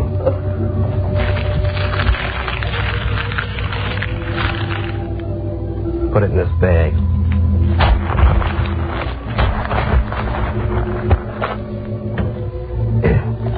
Now you'll turn your back and close the safe. You have everything. Now go on, leave us. I said to close the safe. It's all right. My husband! My husband! You shot my husband! Somebody help!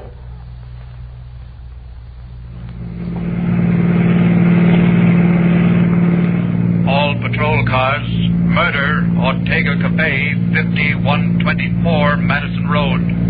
Gunman, slight, black hair, immaculately dressed, shot and killed proprietor Louis Ortega. Investigate at once. Description fits killer Simeone. Squad 4, proceed to section and block off.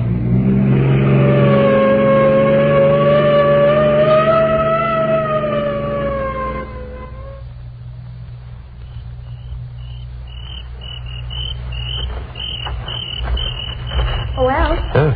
I'm here, on the bench. Oh, it's so dark I didn't see you, Alan. Gee, I've been so scared waiting for you. Yeah. Come on, sit down. What's the matter, honey? No cute little blonde. Ever ought to be scared. Well, the park's so dark, and you're late. Then all of a sudden I heard the sirens of police cars. Oh. Yeah, some unscrupulous person probably pulled a hold-up. No, I was foolish. Now you're here, I'm not afraid. I love blondes. No brunettes? I hate brunettes. I'm afraid you'll sweat me off my feet, Al. 5 days and you're it. Good. I had a little work to do, but I've looked forward all evening to meeting you out here on the park bench. Al, what do you do for a living? Me? Oh, you'll laugh if I tell you. No, I won't. I'm a salesman for artificial limbs. Limbs? Artificial limbs, legs, arms. I don't know, it gives me a feeling of worthwhileness, bringing happiness to people who are unfortunate. Oh, Al, you do. I could make more money other ways, but what's money beside the finer things in life? Al, you're wonderful. Well, I don't think I'm so good, but what's my opinion against thousands? There goes the police siren again. Are you nervous? Of course not. Not with you here. It's just a police car, probably hunting down some gunman. Well, I hope they get him, too. Sure. They're probably after that gunman who's been doing a lot of killing in cafes. Oh, but don't worry, honey. You got me right here to look after you. I got a lot of plans, baby. And you're in every one of them. Mr. Hauser, I certainly agree with you that Al Simeone was one of the cruelest killers of the past decade. I know you have many more interesting facts to tell us. But first... Now, back to Gangbusters and Commissioner Valentine.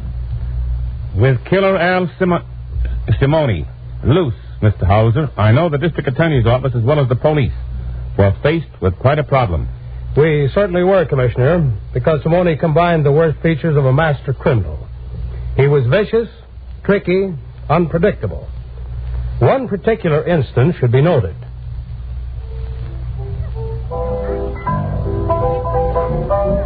Another scotch and soda, lady, up this way. Attention, please. All cafes and restaurants. Quiet, everyone, please. There's a special announcement coming on over the radio. We are breaking in on this program to make a very special announcement. The killer who has been operating in cafes and taverns is still at large. We ask all cafe owners and tavern owners to keep as little cash in their safes as possible. Special plainclothes detectives are covering many California cafes. This killer who has been causing a reign of terror is vicious. Now we will continue with our program. Turn off the radio. It is too depressing. There's some music, please. You know, if that killer came in here, I'd give him a clip on the jaw and knock him flat. Oh, don't talk that way. No, I would. He's probably yellow through and through. It is the man who talks too loud who is the most frightening. Yeah, well, I still say I'd hit him with my fist and knock him out. Yeah. Do not talk so loud, please. The people are laughing at you and they...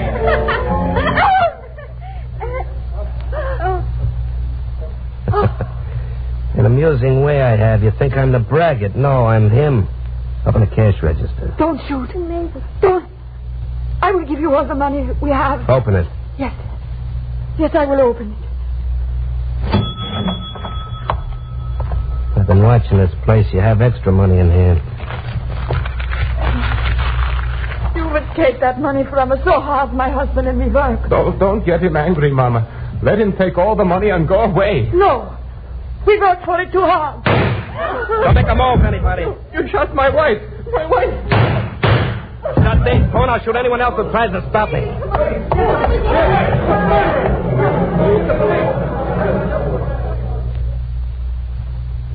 Emergency, double shooting, Southgate Cafe.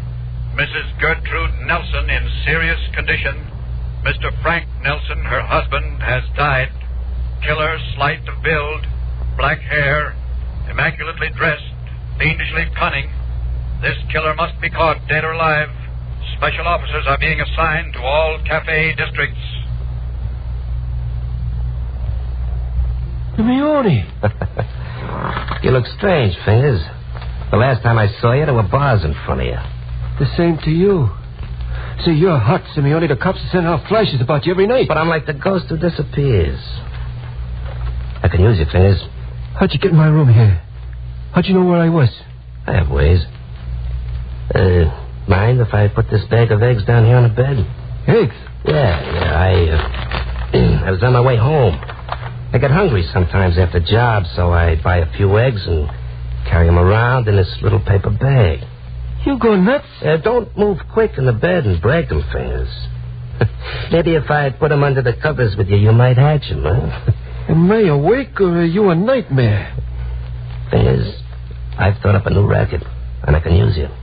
Yeah? Yeah, I pulled my last holdup of taverns and cafes. I'm going to give the cops a different kind of headache. Look, all over Los Angeles, they have check cashing stations. Yeah, they got banks, too. So what? At all the big industrial plants, they got checkbooks.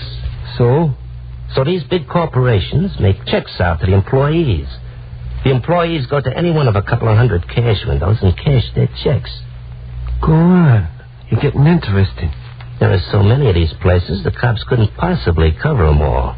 Yeah?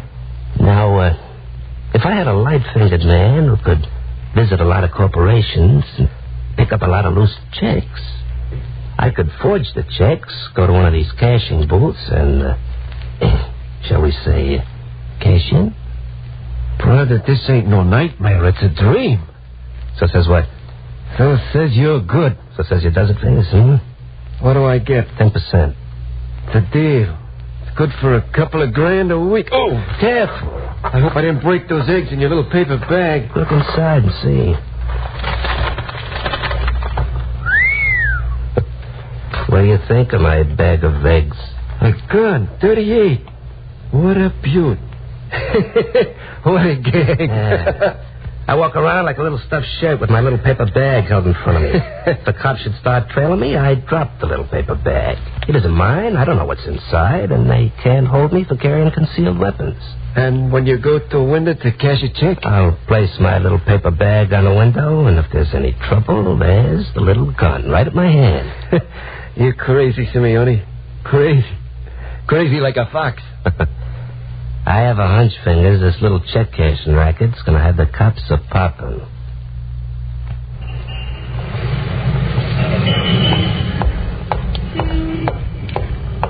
Pardon me. Pretend you know me. I'll scream.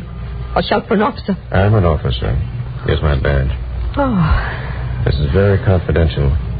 I know who you are. A cashier at the Acme Check Cashing Service. What? Well, yeah. We're contacting you this way so as not to place you in any danger. Shake hands with me. Yeah. That's a picture I'm putting in your hand. A picture of a criminal we're after. If he stops at your cash window, tell him you can't cash his check. But to go to the check cashing window in the terminal building. You understand? Yes, sir. That's all you need to know. We didn't want to contact you at your home. Thank you, that's all.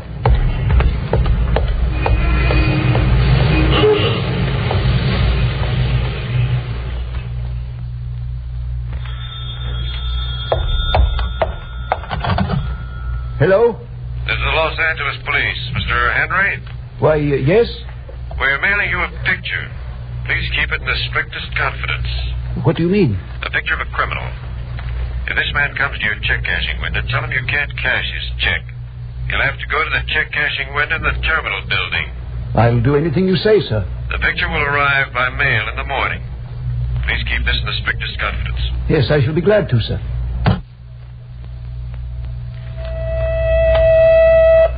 Headquarters. Captain, this is Inspector Harwood. Yes, Inspector. There are scores of check cashing windows in Los Angeles. Now, between the district attorney's office and our own department, we've contacted almost every clerk. If this black-haired killer goes to one of these windows to cash any more of those bogus checks, I think there's going to be fireworks. Good work, Inspector. We've laid enough traps, but he's avoided every one. We've got to get him before he murders any more people. And if we can, take him alive. Well, I'm going to cover the terminal building myself, sir. And if he's sent there... Yes, what's your plan? The way the terminal building's built, I'll have to be 100 feet away from the booth. But I've had my shoes rubber, soled, and heeled. I think I can make a run and hit him with a flying tackle. He's quick as a cat with a gun. Well, he's going to have to be this time, sir, because I want to keep on living, too.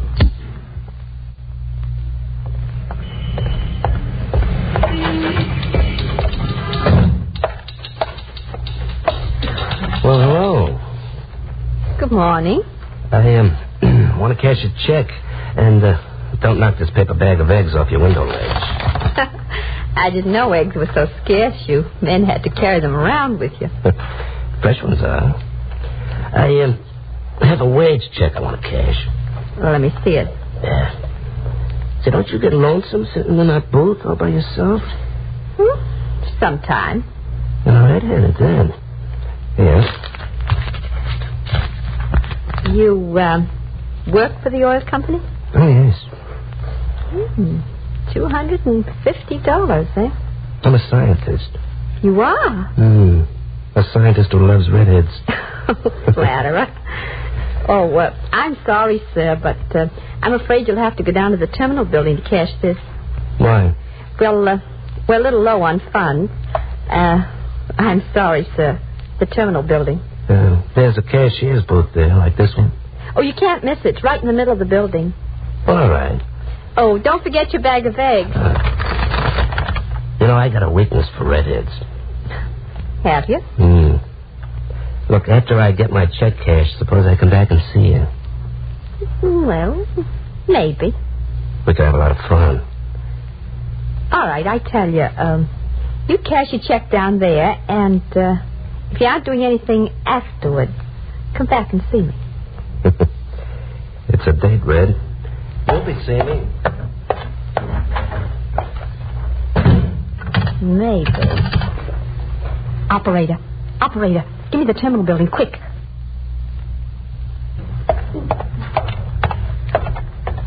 Is this the terminal check cashing window? Yes. I've got a check I want to have cashed. No, certainly. I'll just put this bag of eggs up on the shelf here. Oh, don't drop them now. I don't want any scrambled eggs at this window. Now, this is a paycheck of $250. Oh, yes. Yeah, right here. This is your signature? It is. That's nice. You worked there long? Oh, about 5 years. I'm in the research department. You must like that work. Yeah, it's fascinating. Can you cash the check? Oh, yes. Let me see now. I've got to get my money out. What identification do you have? Well, I have my cards, and I can show you some of my papers. Oh! Good work, Inspector. Speed out, cold, Captain. What a football tackle. He's a slippery article, Inspector. He had his gun in his bag. I'll get these cuffs on him. Inspector, you tackled the cruelest killer on the West Coast, and he still doesn't know what struck him. He will, though, by the time the courts get through with him. That's why I wanted him alive, so they could give him what he's got coming to him. What hit me? The law, Simeone. The law.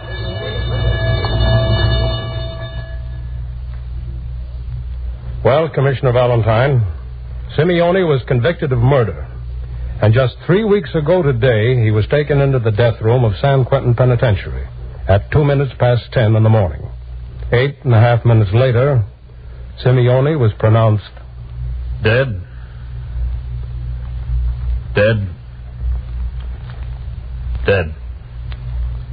Thank you, Mr. Hauser, for telling us the facts in tonight's case. Clever as Simeone was, he wasn't clever enough to beat the combined forces of the law. The Kraft Foods Company presents The Great Gildersleeve.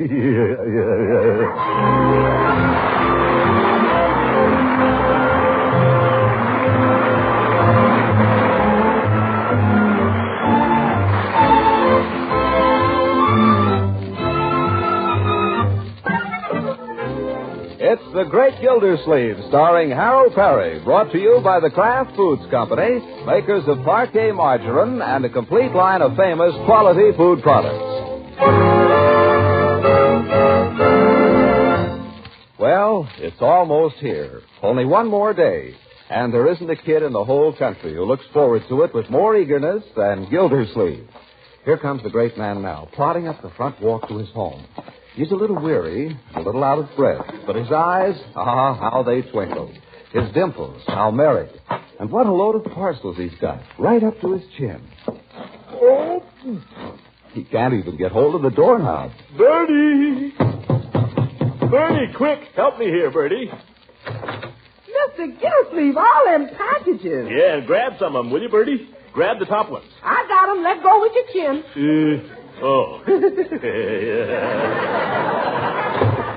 Yeah, where can we hide these, Bertie, where the kids won't find them? Gosh, I don't believe there's a spot in the whole house that Leroy ain't into and out of all day long. Well, how about the cedar chest up in the sewing room? Him and Piggy were playing lifeboat in that yesterday. Lifeboat? Yeah, they wanted me to fly over them and drop them rations. But I just told them I was too busy to do any flying. I got other things to do. Plenty, besides flying. Oh, yeah. Well, let me see.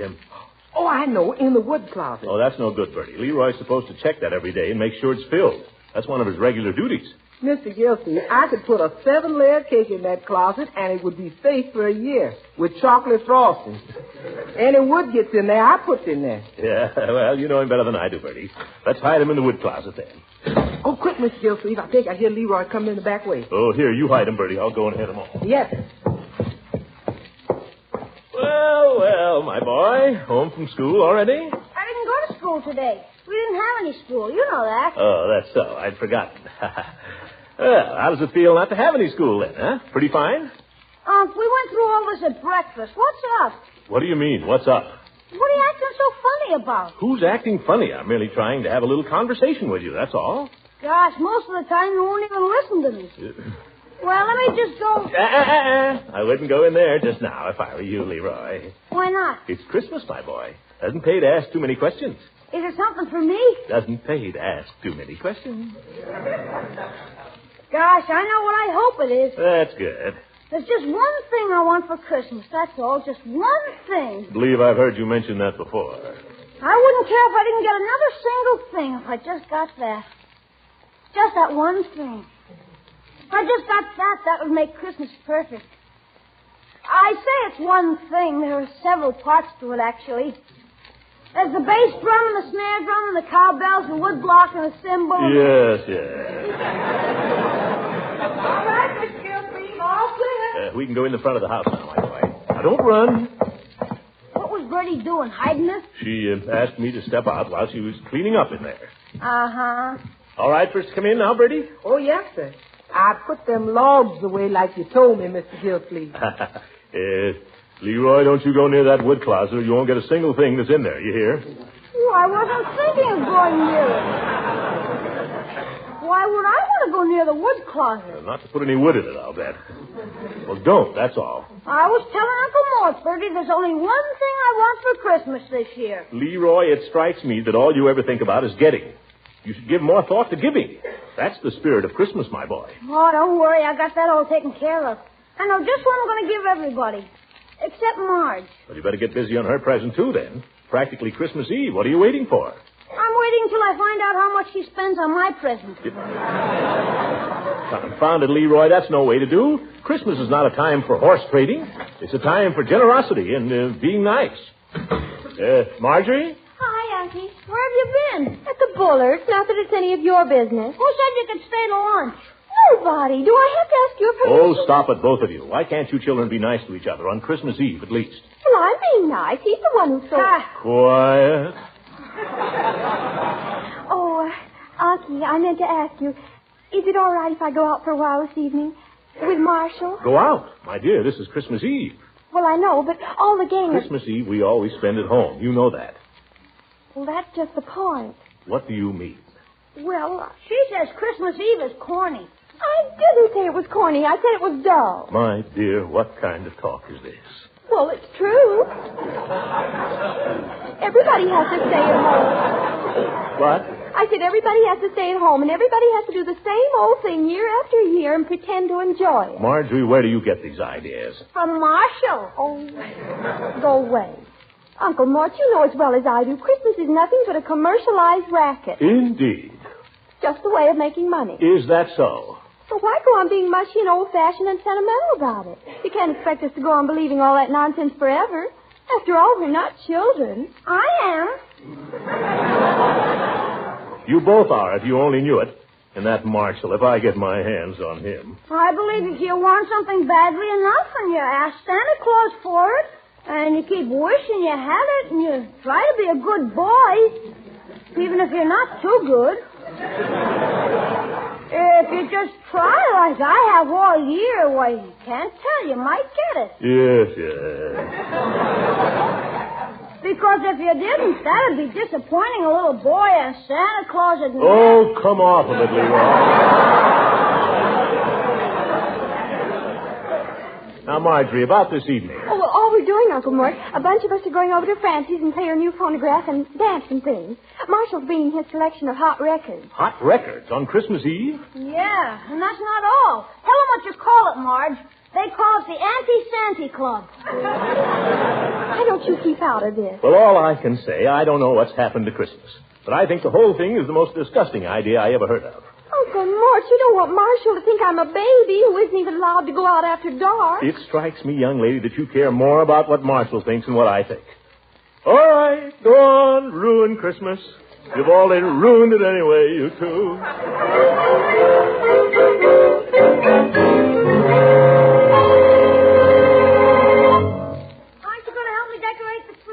Decorate it yourself.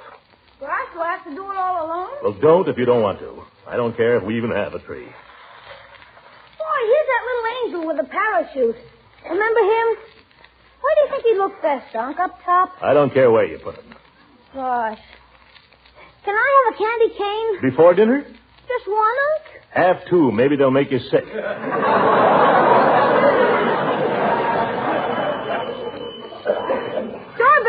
I'll go. It might be a package.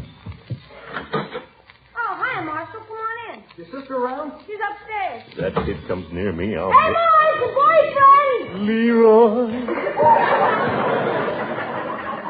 It's Marshall, Unc. Good evening, sir. Hello? I wanted Marge to hear a record I found today. Are you interested in good records, Mr. Gildersleeve? In good ones, yes. Well, this is a real find. An oldie, of course, but a real collector's item. Harry James' record of the Mole. The what? The Mole. I thought that's what you said. You'd like to hear it? Not particularly. I understand, young man, that you've plans for this evening, you and Marjorie. Now, I may be old-fashioned, Marshall, but I was brought up to believe that Christmas... hello, Marshall. Let's go into the study, shall we, so we won't disturb Uncle Mort? No, just a minute. Doorbell. I got it. Oh, hi, Craig. What do you want? My brother here. Hey, Marshall, come on home. Why? To hang up your... Because Pop says to, that's why. What for? To hang up your stocking. Excuse me, Marge. Listen, Squirt, what side you come over here? Pop says he doesn't care what you told Mom. He says you come home and hang up your stocking or it'll break your neck. Okay. And he says you needn't think you're going out of the house tonight either.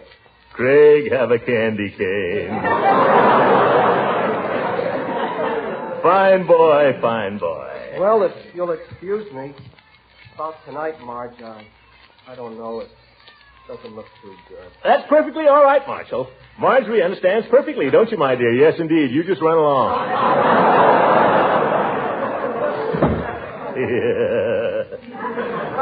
Oh, Marjorie, I don't want you to be too disappointed. Well, to tell you the truth, Unky, I'm kind of glad. Well, it looks as if we might have a white Christmas after all.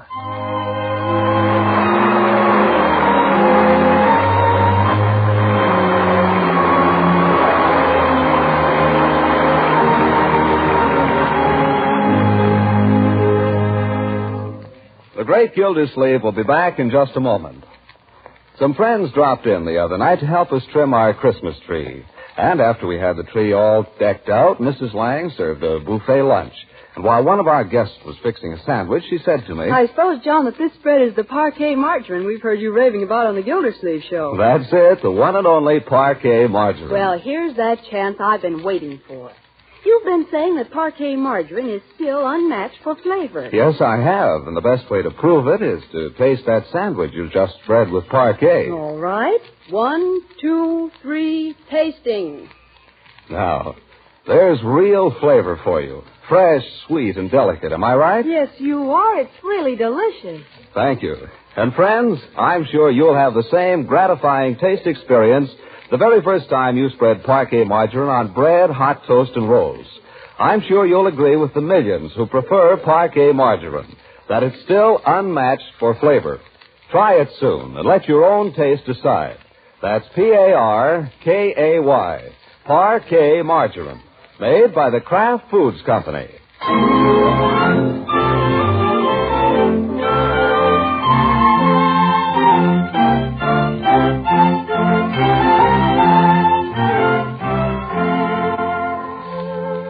Now let's get back to the Great Gildersleeve.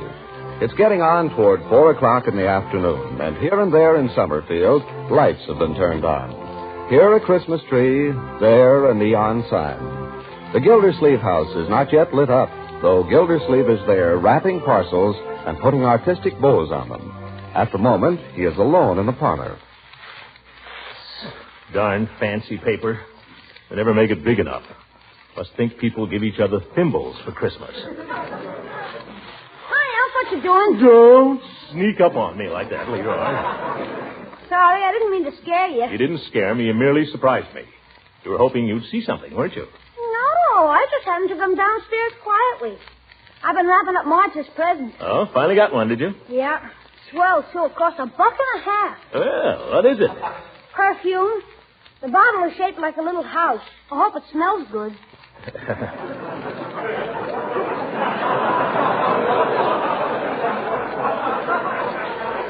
You mean you didn't smell it before you bought it?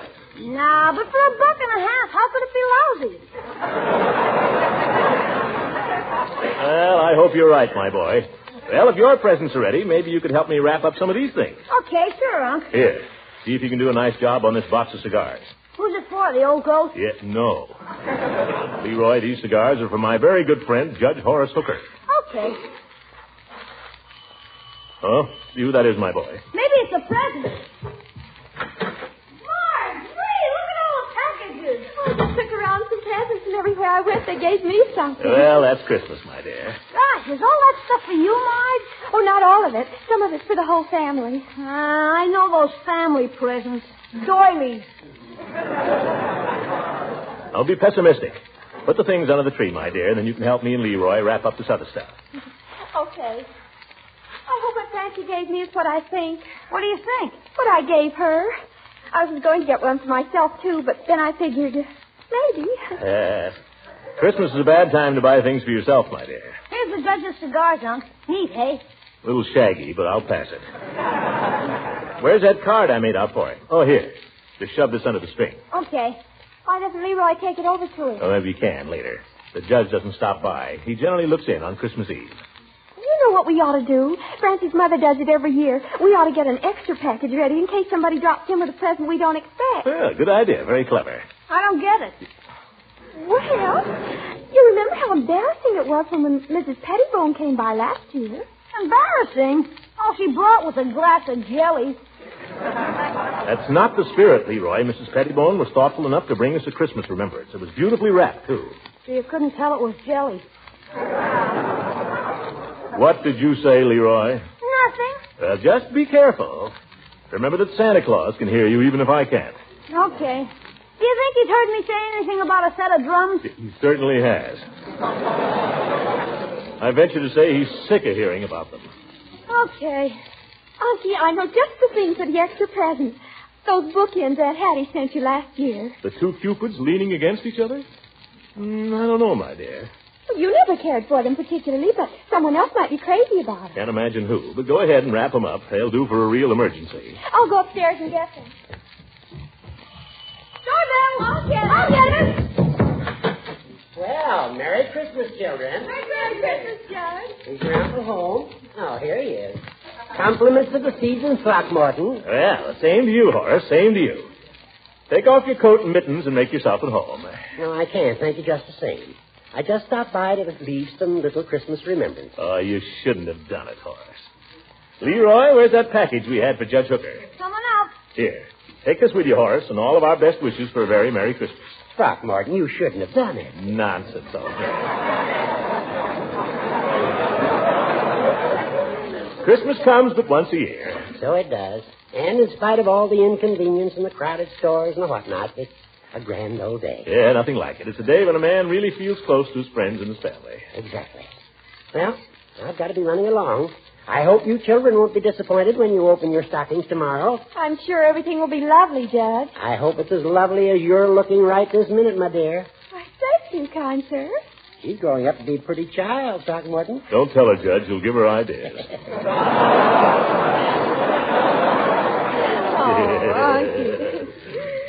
Got your package, Judge? Yes, thank you. Well, goodbye, all. So long, Judge. Thanks a lot. Oh, yes, thank you, Judge. Don't mention it. Merry Christmas, Horace. Merry Christmas to all, and to all a good night. Good old Horace. Original, too, yeah. A little difficult at times, a little set in his ways, maybe, but true blue just the same. He's sweet. You said it. Can we look at the stuff he brought, Unc? I think we'd better wait till tomorrow. Oh, just one little peek. Well, just one then, and no shaking, mind you. Okay. Best wishes for a happy Christmas to Marjorie from her friend Judge Hooker. My, it's big. Merry Christmas to Leroy, and be careful with this. Say, might be a knife. Yes. Well, what does mine say? Yours? He only left 2. What? That's right, Uncle Mort. Why, that two-faced old goat.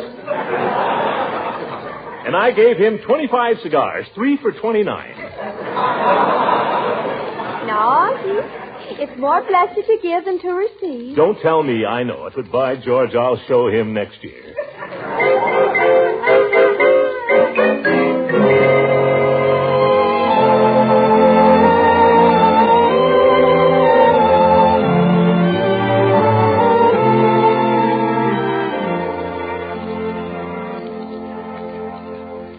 Well, the place is beginning to look Christmassy.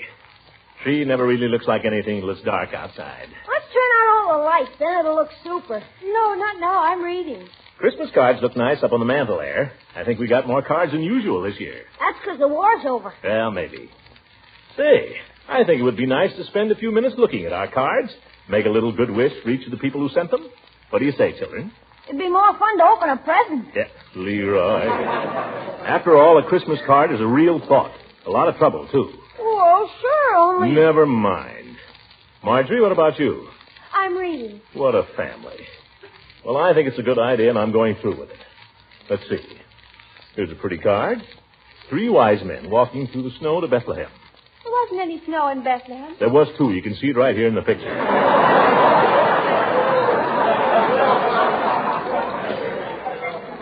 Noel, Noel. That's all it says. Very nice. Yeah, who sent this? Oh, Summerfield Hardware Company. Hoping to fill your tool needs in 1946. By George, that's enough to turn a man's doorbell. I got it. Oh, Leroy seems awfully willing today. Hello, Mr. Peavy. Merry Christmas. Oh, Peavy, I completely forgot him. I haven't got a present for him. Ed had his bookend. Gee. Come on in, Mr. Peavy. He'll be glad to see you. Mr. Gildersleeve, I want to take this opportunity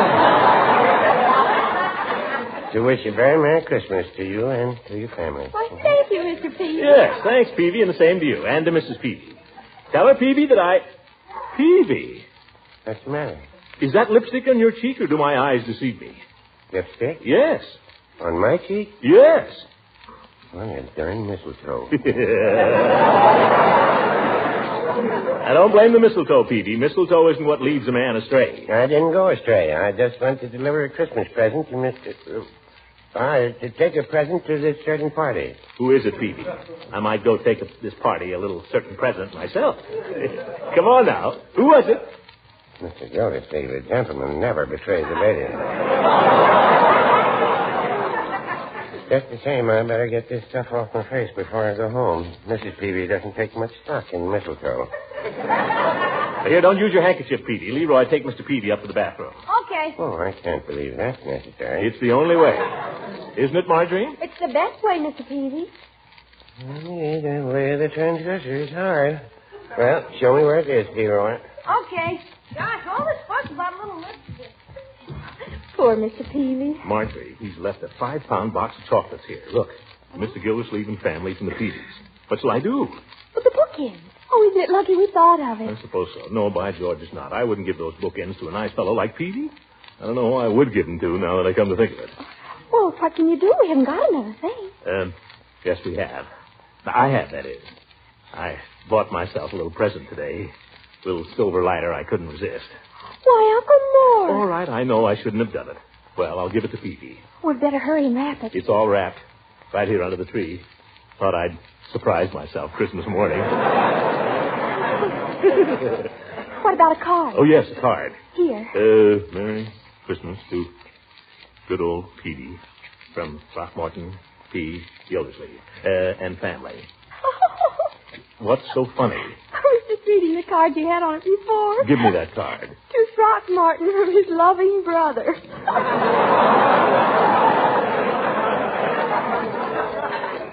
Well, my brother Wendell would probably give me a lighter if he thought of it, if he had any money. There you are, Peavy, as good as new. Oh, no, I wouldn't say that. Rubbed half my face away getting the darn stuff off. Yeah, he really worked on it. I'm much obliged for the use of your facilities, Mr. Gildersleeve. Well, think nothing of it, Peavy. Come on, sit down and relax for a while. No, I really can't. Mrs. Peavy and I light our tree at 6 o'clock sharp, and I gotta be there. Oh, well, in that case, of course. No, I just came over to bring a couple of small gifts to you and Mrs. Ransom and Oh, Mrs. Ransom. That's where you ran into the mistletoe. Mr. Gildersleeve, I'm a cad. Don't you worry about it, Peavy. If I know her, she was more to blame than you. No, I wouldn't say that. I gave her as good as I got. Well. I'd really better be going, Mr. Gildersleeve, but I'll just leave this little thought for you and Marjorie and Leroy, if I may. Little thought? It's a 5-pound box of chocolates. My best grade. You shouldn't have done it, Peavy. But here, take this along, and I hope you and Mrs. Peavy have a Merry, Merry Christmas. Yeah, thank you. Good night, Marjorie. Good night, Leroy. Good night, Mr. Peavy. Good night, Mr. Gildersleeve. Good night, Peavy. Go straight home now.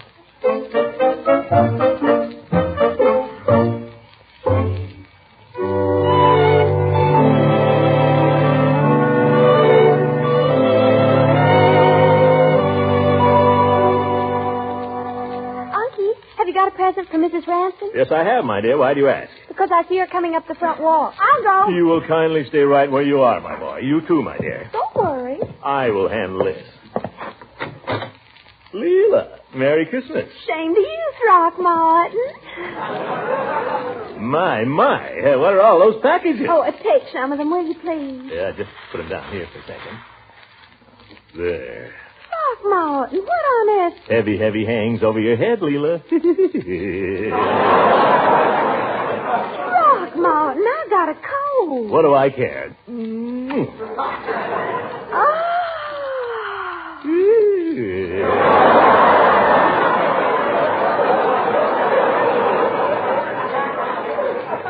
Merry Christmas. Oh, my goodness, you absolutely took my breath away. Did I? Well, Happy New Year. Come on in, Leela. Take off your coat and stay a while. Well, just for a minute. Can you bring my packages like a sweet line? Oh, sure thing. Say, a lot of them, too. Well, I want to explain about that. Good evening, Marjorie. Hello, Leroy. Hi, Mrs. Ransom. What do you know? Good evening, Mrs. Ransom. Well, I do hope you children are going to like the presents I brought you, but I never know. Don't worry. Whatever it is, I'll be crazy about it. Well, this package is for you, Leroy. Gee, thanks a million. And this is for Marjorie. The Bonton Specialty Shop, my dream.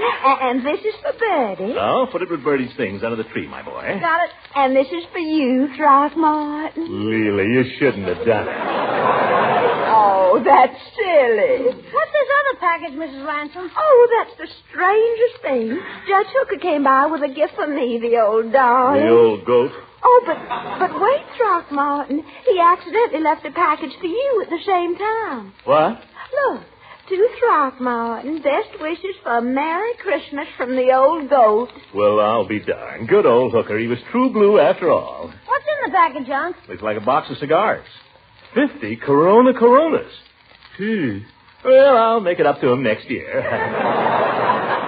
Oh, Oh, the tree looks simply lovely, Marjorie. Did you decorate it? No, Leroy did it all. Well, Leroy, you should be real proud. I don't think I ever saw a prettier tree. Thanks a lot. Well, our side of the family always had a flair for that sort of thing. Good taste was just born in Leroy.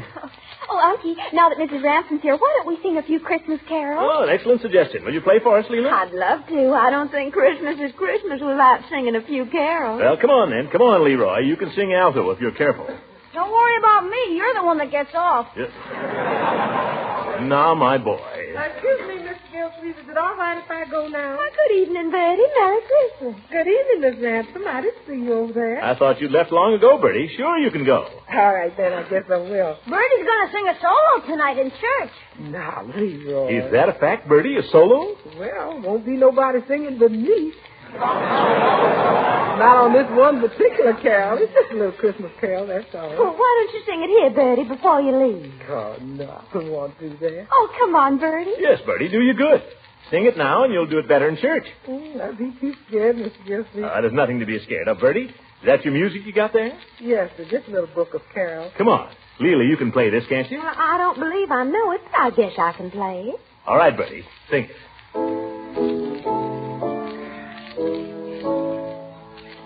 Lolly, thou little tiny child, bye-bye, lolly, lolly. Lolly, thou little tiny child, bye-bye, lolly, lolly. Bertie, that's lovely. That's beautiful. Thank you. Kind of a funny tune, but I like it. So did I. You'll do fine in church, Bertie. Now, before you go, let's sing something we can all sing, huh? Joy to the world. Oh, yeah. Come on, everybody in on this. Let her go, Leela. Joy to the world, the Lord is come. Let earth receive her King. Let every heart prepare him robe, and heaven and nature sing, and heaven and nature sing, and heaven and nature sing. Yes, sir. Christmas.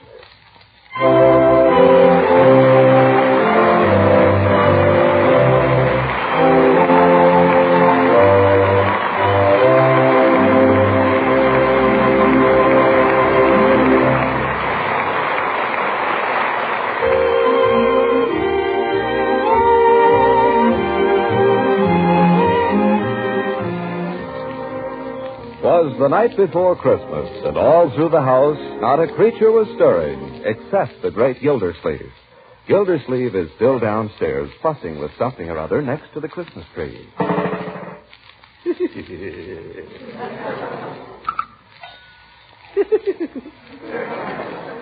Well, guess I'll go to bed. Well, I may live to regret this. But what do I care? Merry Christmas, everybody.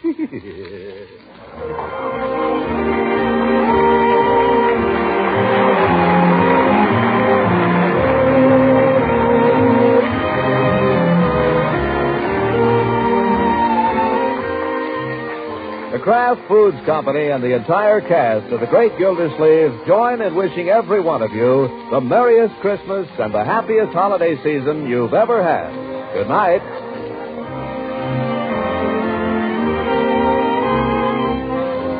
This is the National Broadcasting Company.